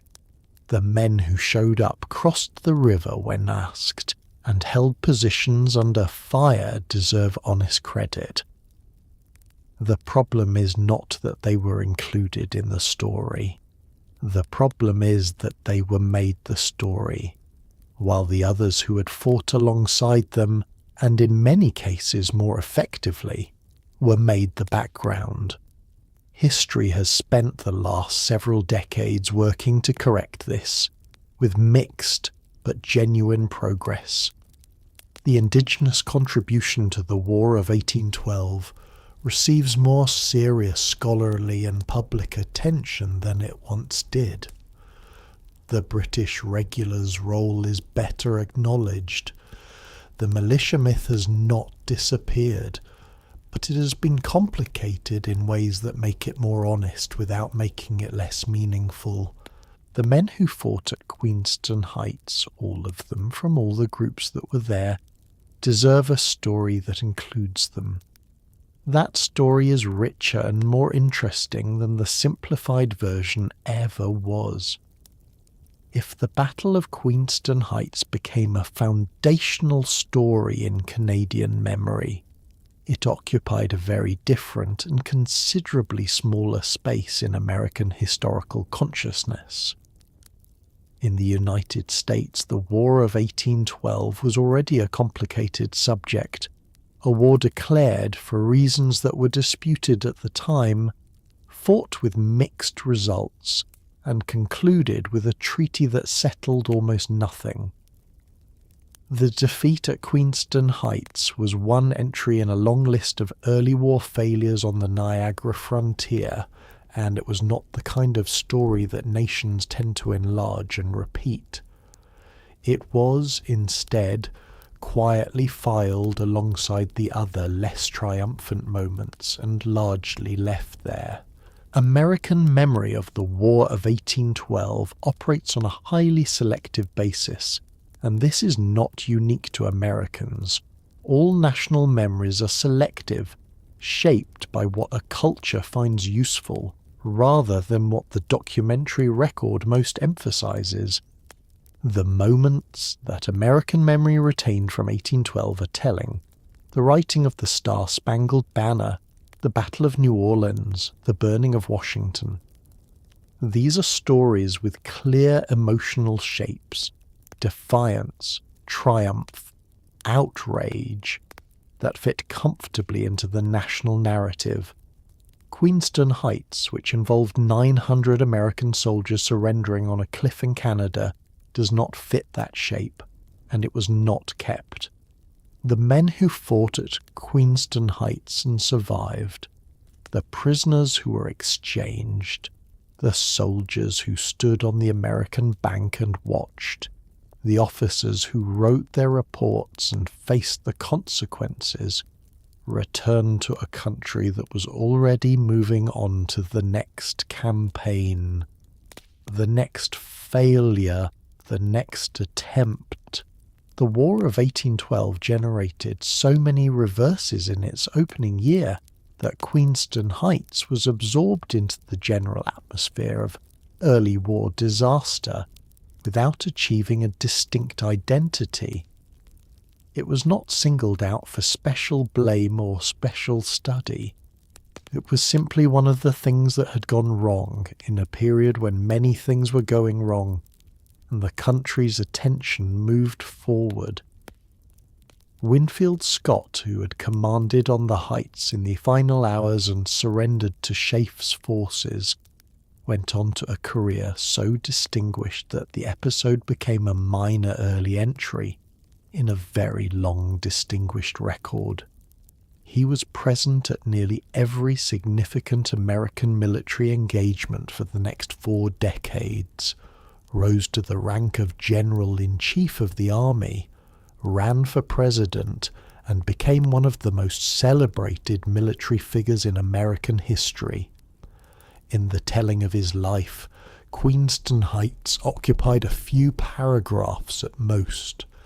The difficult beginning before the long successful middle. He had been there. He had lost. He had moved on. So had everyone else. For the families of the 900 men taken prisoner on the Heights, the battle was not abstract. It was personal, present, and real, in the way that only military catastrophe can be for the people directly involved. But personal memory does not automatically become national memory, and the national memory of 1812 in the United States was assembled from different materials than the defeat at Queenston.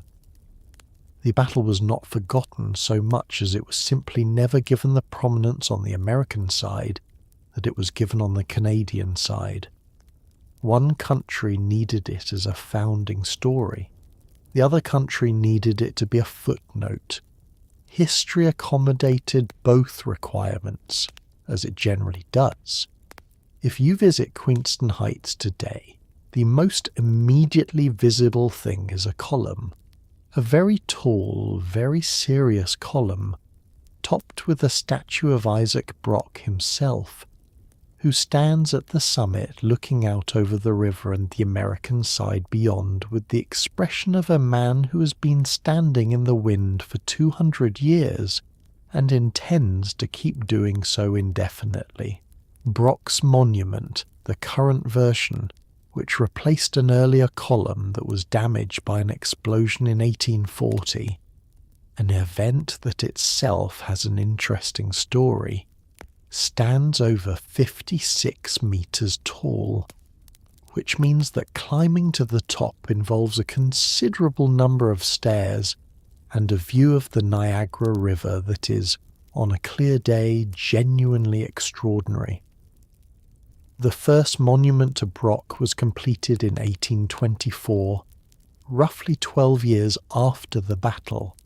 It stood on the same ground, the heights above Queenston, near the spot where Brock fell, and was itself a substantial structure, a tall column with a viewing platform at the top that quickly became both a tourist destination and a place of genuine commemoration for Upper Canadians who made the journey to stand where the battle had been fought. For 16 years it stood, and then, in 1840, someone blew it up. The someone was Benjamin Lett, an Irish-Canadian rebel who had been involved in the Upper Canada Rebellion of 1837 and had developed, in the aftermath of that rebellion's failure, a grievance against British imperial symbols that expressed itself through explosives. He placed a charge at the base of the column, detonated it, and brought down a significant portion of the monument in what was, by any measure, an extremely dramatic act of political statement. Lett was pursued, arrested, escaped, rearrested, and eventually faded from the historical record, leaving behind as his primary legacy the destruction of the first Brock's monument and the subsequent necessity of building a second one. The replacement column, the one that stands today, was completed in 1856. It is larger than the first, taller, more elaborately decorated, and constructed with the kind of intention that said very clearly, "We are building this one to last." The column is Tuscan in style, rising from a broad base that contains a burial vault where Brock's remains were reinterred, along with those of his aide-de-camp, Lieutenant Colonel John MacDonnell. At the very top, the statue of Brock stands facing south, facing, that is, toward the United States, in a posture that manages to convey both vigilance and the quiet confidence of a man who has already won. The monument is, in the way of all good monuments, doing several things simultaneously. It is marking the place where something happened. It is honouring the man most associated with what happened there. It is making an argument about the significance of that event to the identity of the nation that built the monument. And it is doing all of this by being extremely tall and putting a statue on top where everyone can see it, which is a communication strategy that has worked consistently since ancient Egypt and shows no signs of losing effectiveness. Standing at the base of Brock's monument and looking up, you feel the particular vertigo of a place that is simultaneously very specific. This ridge, this battle, this morning in October of 1812, and very large in its implications. The column is stone and mortar. What it is holding up is considerably more abstract and considerably more durable. The Treaty of Ghent, signed in December of 1814, ended the War of 1812 with the kind of resolution that satisfies almost nobody at the time, and yet, turns out, in retrospect, to have mattered enormously. Neither side gained significant territory. The borders were largely returned to where they had been before the war. American soldiers went home from Canada. British soldiers returned from American soil. On paper, the conflict appeared to have accomplished nothing. But the peace that followed was not merely the absence of war. It was the beginning of something that had not quite existed before. A border between the United States and British North America that both sides, slowly and not without friction, learned to treat as permanent. The negotiations at Ghent were, by the standards of the war that were ending, almost bizarrely civilized. British and American diplomats sat across a table in a Belgian city and worked through the competing claims and grievances with the methodical patience of men who are very tired of the war and very ready to be done with it. The British delegation arrived with ambitions that the military situation ultimately did not support. They wanted territorial concessions, buffer zones, adjustments to the border in their favour, and found that the American delegation was not in a mood to concede what the battlefield had not clearly demonstrated needed to be conceded. The Americans, for their part, had gone to war for impressment and trade restrictions, and found that the end of the Napoleonic Wars had already resolved both issues before the peace treaty could address them. Everyone was negotiating over problems that had, to varying degrees, already stopped being problems. The result was status quo ante bellum, a Latin phrase meaning the situation as it was before the war, and which is, in the vocabulary of peace treaties, something close to an admission that the whole thing was inconclusive. The borders returned to their pre-war positions. The occupied territories were handed back. The prisoners were exchanged. The issues that had caused the war were either moot or deferred, or simply not addressed. And everyone agreed to call it finished anyway. News of the treaty reached North America after the Battle of New Orleans had already been fought, producing the paradox of the war's most famous American victory, occurring after the war had technically ended, and the army stood down with the slightly dazed quality of people emerging from a confined space into open air. What changed was not the map. What changed was the relationship. The war had been brutal enough and inconclusive enough to make both sides genuinely reluctant to repeat it. The Rush-Bagot Agreement of 1817 demilitarized the Great Lakes, removing the naval forces that both sides had spent the war building. The Convention of 1818 established the 49th parallel as the border from the Lake of the Woods to the Rocky Mountains. Slowly, practically, and without much ceremony, a border that had been a battlefield became a boundary, and then, over the following decades and generations, something unprecedented in the history of neighbouring nations, the longest undefended international border in the world. That outcome, which citizens of both countries now take so completely for granted that it barely registers as an achievement, was not inevitable. It was built from the specific exhaustion of a specific war, from the understanding on both sides that fighting over this border produced only loss, and from the slow accumulation of agreements and habits and trade relationships that made the border valuable to maintain rather than tempting to contest. Queenston Heights was one of the battles that built that understanding. Not the last, not the only, but one of the first and most decisive. more than 2 centuries after the guns fell silent on the morning of October 13th, 1812, Queenston Heights remains a place that carries its history visibly and without apology. The village of Queenston sits quietly at the foot of the ridge, small and unhurried. The kind of place where the present and the past occupy the same street without much tension. Up on the heights, Brock's column rises above the trees, and the ground itself, if you walk it carefully, if you pay attention, still holds the shape of the battle.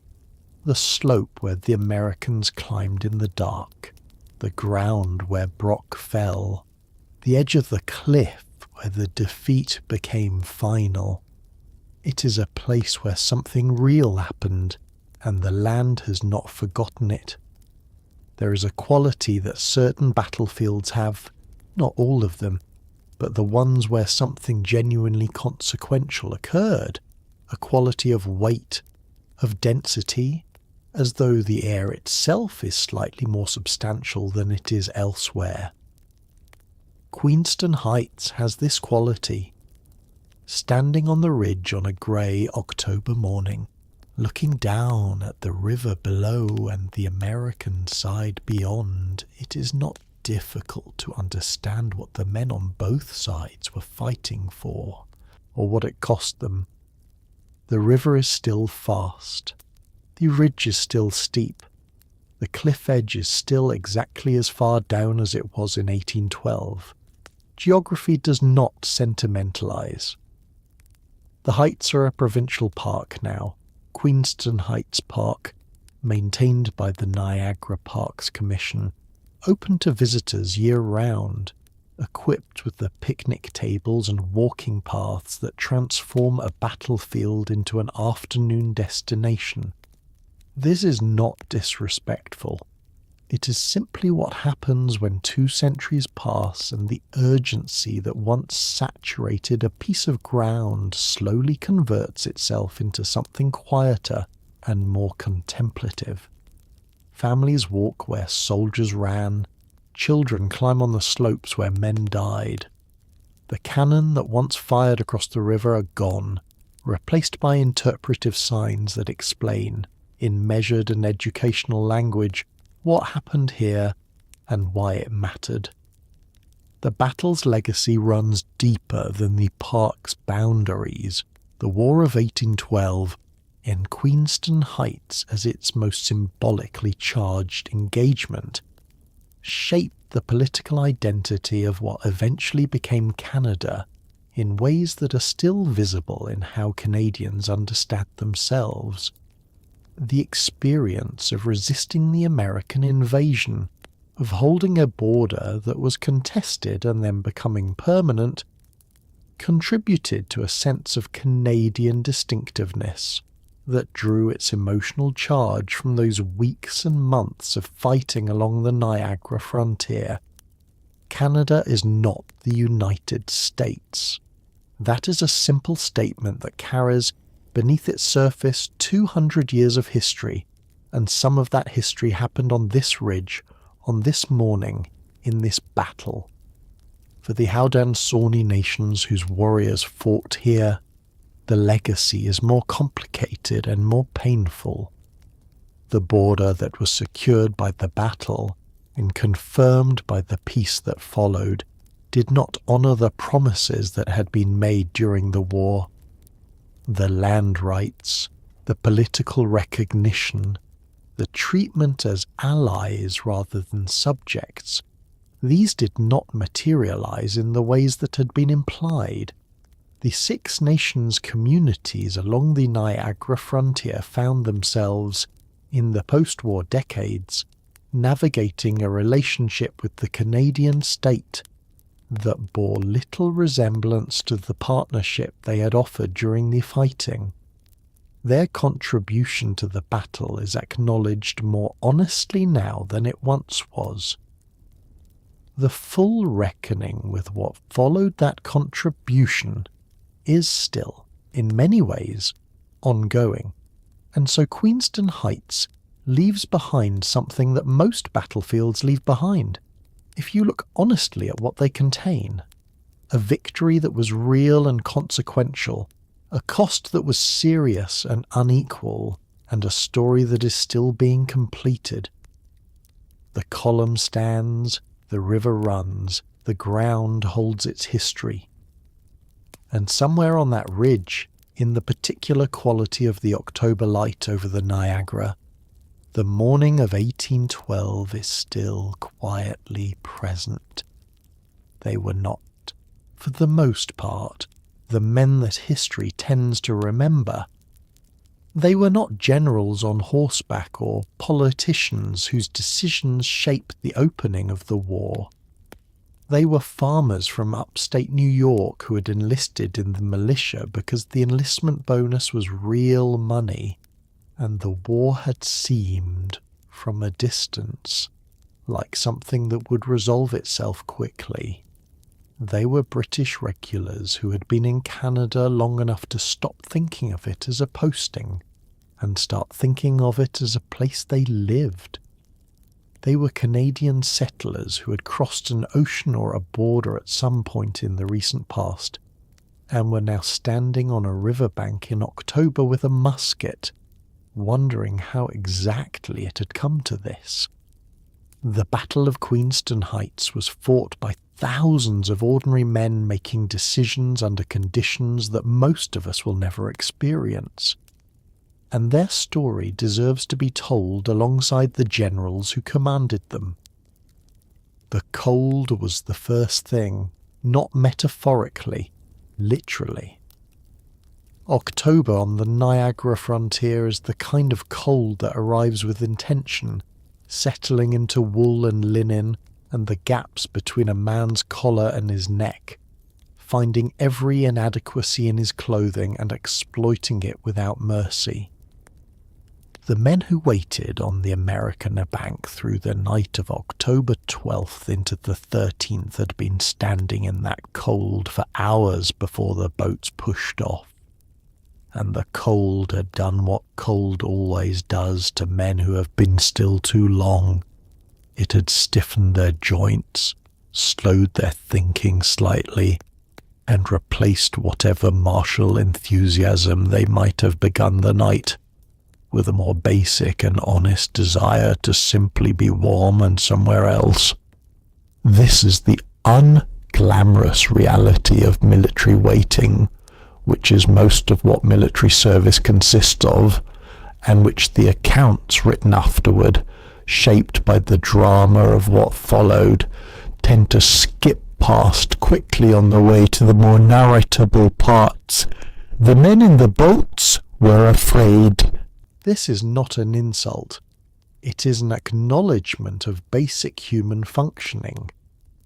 The river was fast and dark, and the cannon on the heights was firing, and the boats were small, and the current was pulling sideways, and the other bank where they were going was actively hostile in ways that the bank they had just left was not. Fear in those circumstances is not weakness. It is information. The men who got in the boats and rowed anyway were not fearless. They were afraid and rowing, which is a different and considerably more admirable thing.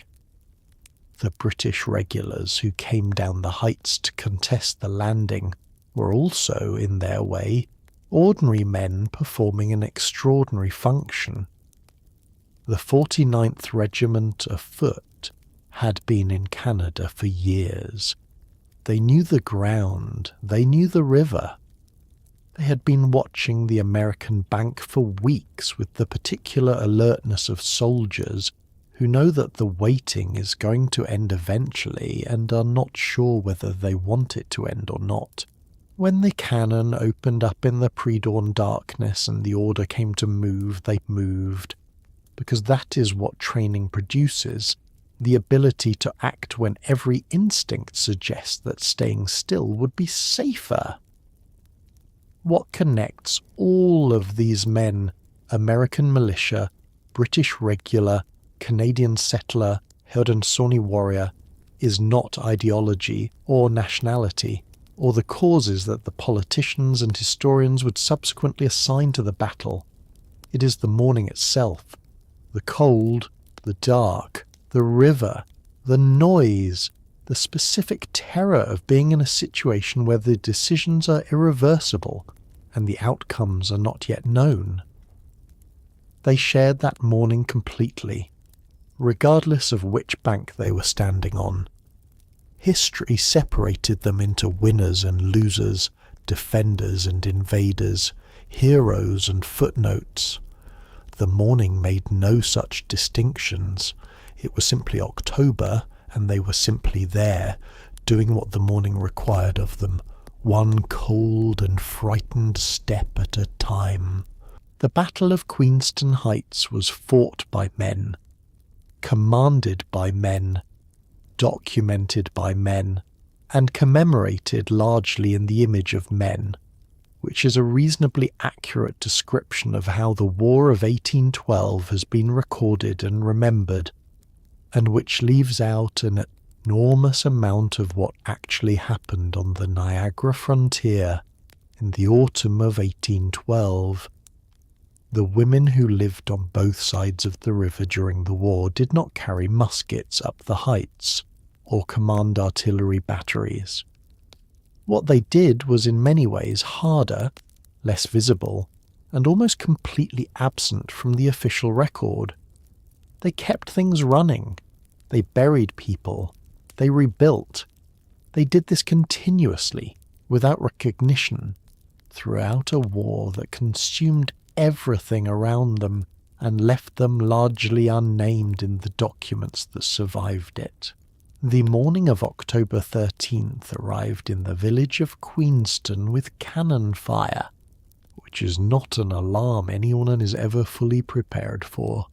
The women in those houses, and most of the houses in Queenston, had women in them, because most houses everywhere have always had women in them, a fact that military history has a persistent tendency to overlook.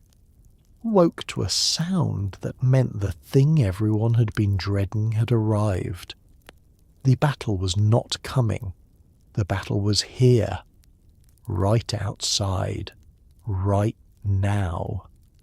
What followed, in the hours that the official record was documenting the movements of regiments and the decisions of generals, was a parallel set of events that the official record largely did not document. Children were moved to cellars or to the back rooms of houses or out of the village entirely, carried or led by women who were navigating a landscape that was simultaneously familiar and unrecognizable. The same streets, the same buildings, but with cannon fire and running soldiers and the specific chaos of a military engagement conducted in a space designed for ordinary civilian life. Animals were secured or abandoned depending on how much time there was. Valuables were hidden. Decisions were made in seconds that would have taken days under normal circumstances, because the normal circumstances had been replaced by an October morning that no one had properly planned for on the civilian side.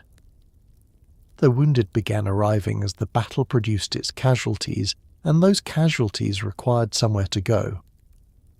The houses of Queenston became, by improvisation and necessity, the medical infrastructure of the engagement, not by design, not by official designation, but because wounded men had to be put somewhere, and the women in those houses were the people available to receive them. They worked without training, without supplies adequate to the need, and without the option of declining the work because the work had arrived at their doors and there was nobody else to do it.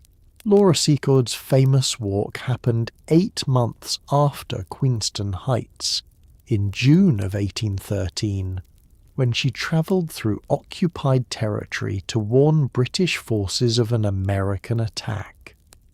Her story has been told so many times that it has acquired the smooth quality of a well-handled object, all the rough edges worn away by repetition, until what remains is the outline of a brave woman walking a long way. The rough edges are worth restoring.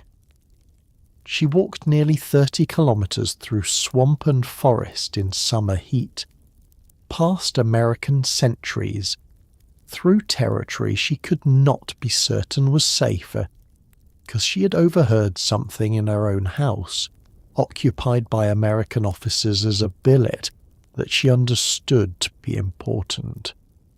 She acted on that understanding at considerable personal risk, and the information she carried changed the outcome of the engagement at Beaver Dams. Her story is real, and it is remarkable.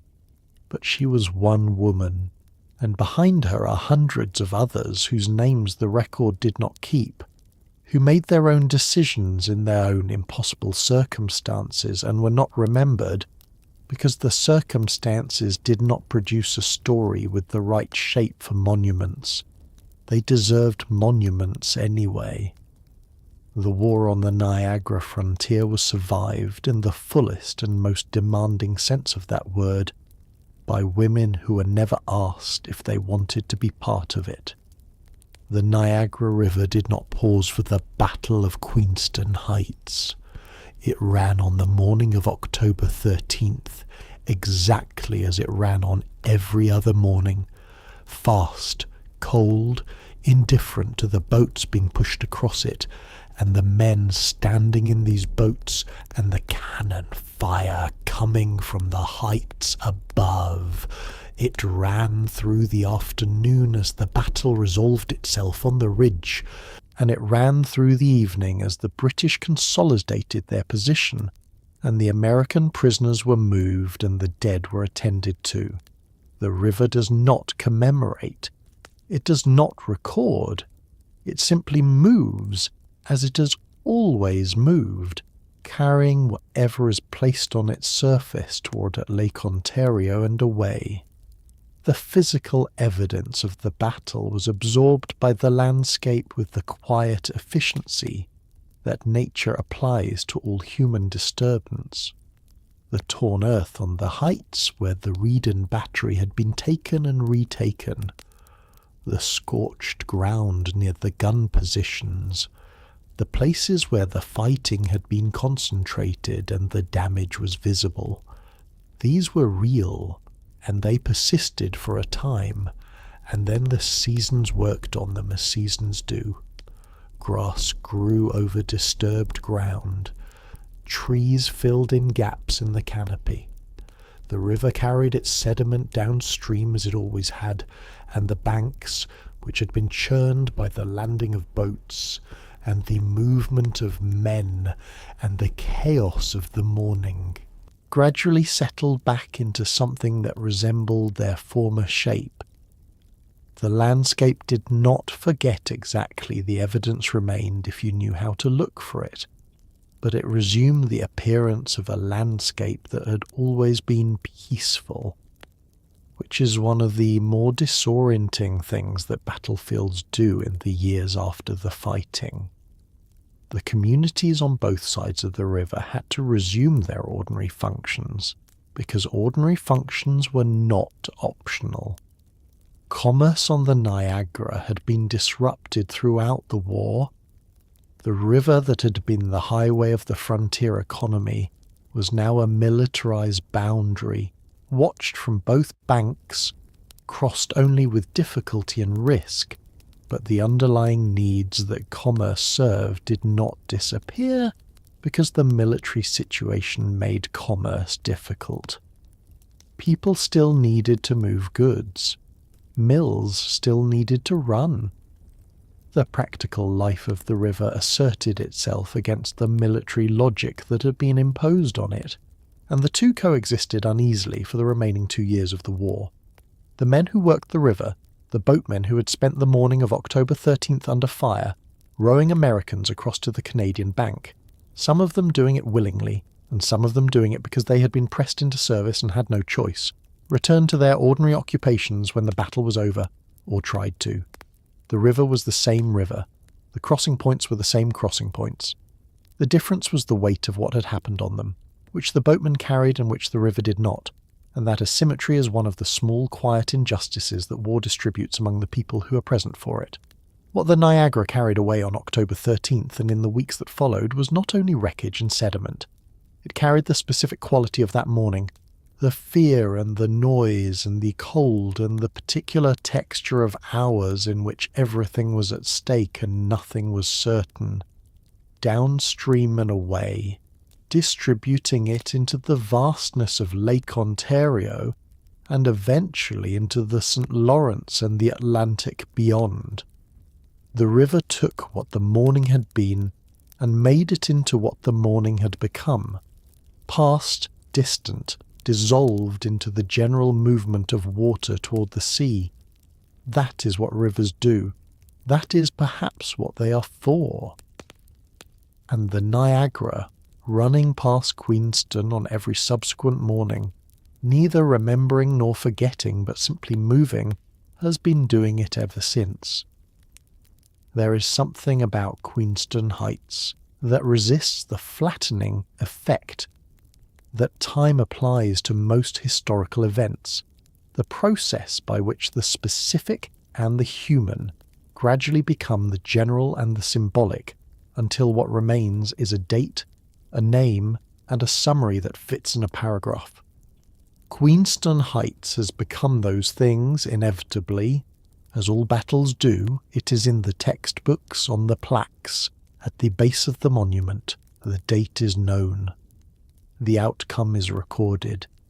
And yet the battle keeps generating interest, keeps attracting historians and visitors, and people who drive out to the heights on an October morning and stand at the edge of the ridge looking down at the river and feel something that the summary does not quite account for. The reason, probably, is that the human material of the battle is too vivid to fully abstract. The specificity is what survives, not the grand strategic narrative, the War of 1812, the failed invasion, the defence of Upper Canada, but the particular details that anchor the event in recognisable human experience. The fisherman's path up the cliff that nobody had properly guarded, the grey horse that made Brock impossible to miss against the slope, the boats that went sideways in the current and could not find their way back to the landing point, the militia standing on the American bank is the cold, watching, not crossing. These details resist abstraction because they are too precisely human to be converted entirely into symbol. They keep pulling the event back into the realm of experience, where it can be felt rather than merely understood. This is ultimately why the battle still matters to people who have no particular investment in either Canadian nationalism or military history. People who come to the Heights not because they have studied the War of 1812, but because they are standing in a place where something real happened, and the realness of it is still present in the ground, and the air, and the angle of the slope. History at this scale, the scale of a single morning, a single ridge, a few thousand people making decisions in extremity, has an intimacy that the larger narratives do not. You can hold it in your mind all at once. You can walk the ground it happened on in an afternoon. You can stand at the edge of the cliff and understand, viscerally and immediately, why the men who were pushed to that edge had nowhere left to go. What the battle left behind is not only a monument and a park and a place in the textbooks, it left behind the questions that all honest history leaves behind, which are not the questions of outcomes, who won, what changed, what came next, but the questions of experience. What was it like to be in those boats? What Brock thought in the seconds between the decision to charge and the shot that ended everything? What the men on the American bank felt, standing there watching, and whether they felt it for the rest of their lives. These questions do not have answers in the documentary record. They live in the gap between what was written down and what was actually experienced, which is where most of what matters in history actually lives. The Niagara River runs past Queenston on every morning of every year, carrying its cold water from Lake Erie toward Lake Ontario with the same indifference it brought to the morning of October 13th, 1812. The ridge is still there, the slope is still steep, the cliff is still exactly as far down as it was, and somewhere in the particular quality of an October morning on the heights, the light, the cold, the sound of the river below, the battle is still faintly audible if you're quiet enough to listen. Not as noise, not as drama, just as the specific weight of a place where something real happened, to real people, and the ground has not entirely let go of it yet. That is what history feels like when you are standing inside it, and Queenston Heights, 2 centuries on, still lets you stand inside it. That is rarer than it sounds, and it is worth the drive. And so here we are, at the end of the morning. Not the morning of October 13th, 1812, that morning ended hours ago, on a ridge above a river, with 900 men surrendering at the edge of a cliff, and a general lying on a slope below the position he had died trying to retake. That morning is finished, folded into the 2 centuries of history that followed it, compressed into monuments and textbooks, and the particular quality of the air on the heights on a cold October day. The morning we are ending now is yours, this quiet hour, wherever you are, whatever brought you here, whatever it is you needed tonight that a long, slow drift through a battle fought 200 years ago on a Canadian ridge somehow provides. You came here to rest, and rest, it turns out, has many forms. There is a particular kind of tiredness that history produces, not the exhaustion of effort, but the quieter, more useful kind that comes from having spent time inside something larger than your own immediate concerns. But all of it was real, and the realness of it is, in its own way, a kind of rest. The rest that comes from being reminded that your own difficulties, whatever they are tonight, exist within a world that has survived considerably worse and kept going anyway. The men who fought at Queenston Heights went home eventually. The ones who survived went home, across the river and back to New York, or north, along the Niagara to Fort George and the settlements beyond, or south to the 6 nations communities that had sent their warriors to the heights and now received them back, changed by the morning in ways that the communities absorbed and carried forward. They went home to ordinary life, which is what people do after extraordinary events, not because ordinary life is adequate to what they have been through, but because it is what is available, and humans are stubborn that way. They plant the next crop, they repair the roof, they sit by the fire in the evening and do not usually talk about it, because the people sitting with them were not there, and the distance between having been there and not having been there is one that language does not cross easily. They carry it quietly, the way all survivors carry the things they have survived, and the world goes on around them and does not always notice the weight. What they left behind is not only the battle and the monument and the national story that grew from both. They left behind the peace. Not intentionally, nobody fights a battle intending to produce 2 centuries of peaceful border relations as the primary legacy. But that is what came out of it, slowly and imperfectly, and with considerable additional difficulty in the years between the battle and the outcome. The border that was contested on October 13th, 1812, is the border that families cross today without passports until recently, without guards, without the anxiety that borders between nations at odds with each other produce in the people crossing them. That lightness, that ease, is the accumulated result of every morning like the one at Queenston Heights, every engagement that was terrible enough to make the people on both sides decide, eventually and permanently, that this was not something worth repeating. So here is what you take with you into sleep tonight, if you take anything. The river is still running, it ran through the battle and it ran through everything that came after the battle, and it is running right now, this very moment, carrying its cold water from Lake Erie toward Lake Ontario with the same indifferent efficiency it has always applied to the task. The heights are still there, the slope is still steep, the cliff is still exactly as far down as it was on the morning when men were pushed to its edge and found there was nowhere left to go. And the monument is still standing on the ridge, Brock on his column looking south, the way he has been looking for over 150 years, patient and stone and permanent in the way that only things made to outlast their makers can be. You are warm. The battle is over. The morning that was October 13th, 1812 has been over for more than 200 years, and the world that came out of it, imperfect, complicated, unfinished in all the ways that worlds always are, is the world you are lying in right now. That is not a small thing. That is, in fact, the whole thing. Close your eyes.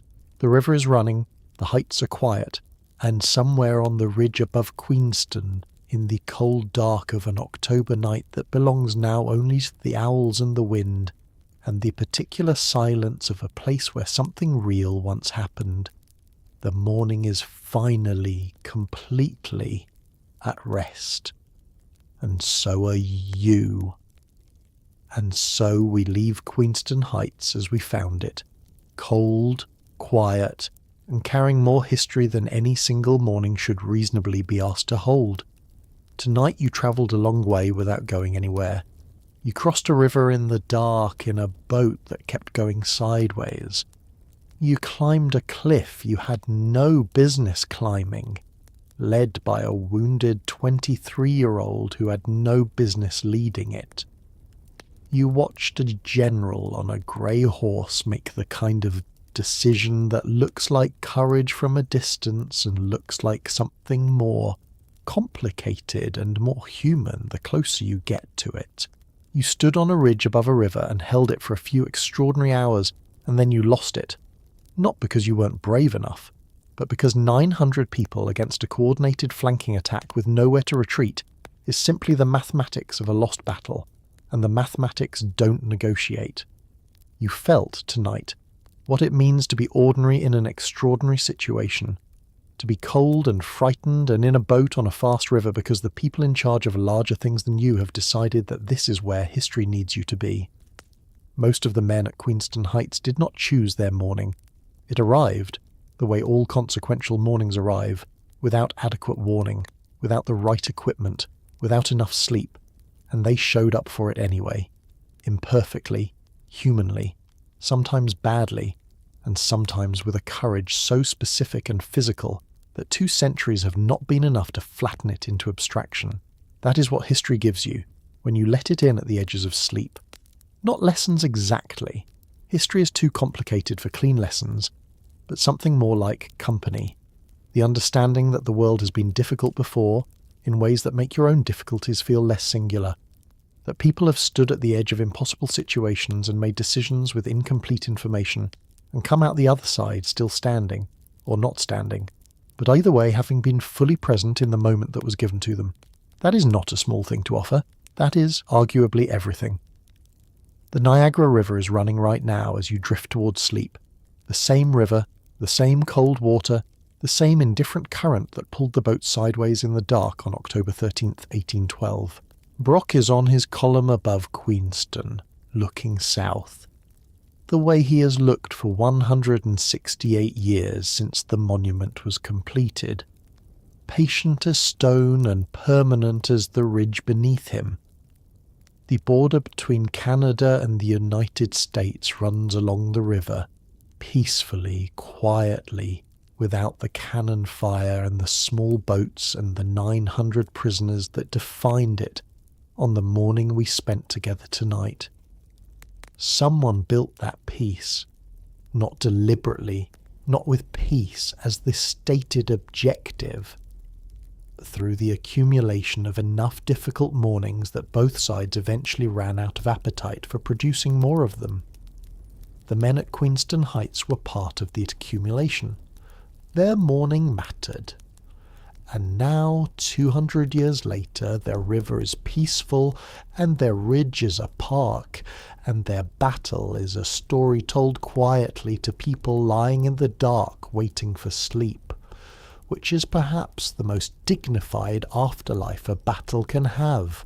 So tonight, as you pull your blanket up and let the last of the voices fade, the cannon, the river, the boots on the slope, the particular silence after a fight ends and everyone is counting who remains, maybe spare a quiet thought for the men who were cold on that October morning, the ones who crossed, the ones who climbed, the ones who held as long as they could and then had nowhere left to go, the ones who stood on the bank and watched and carried that watching for the rest of their lives.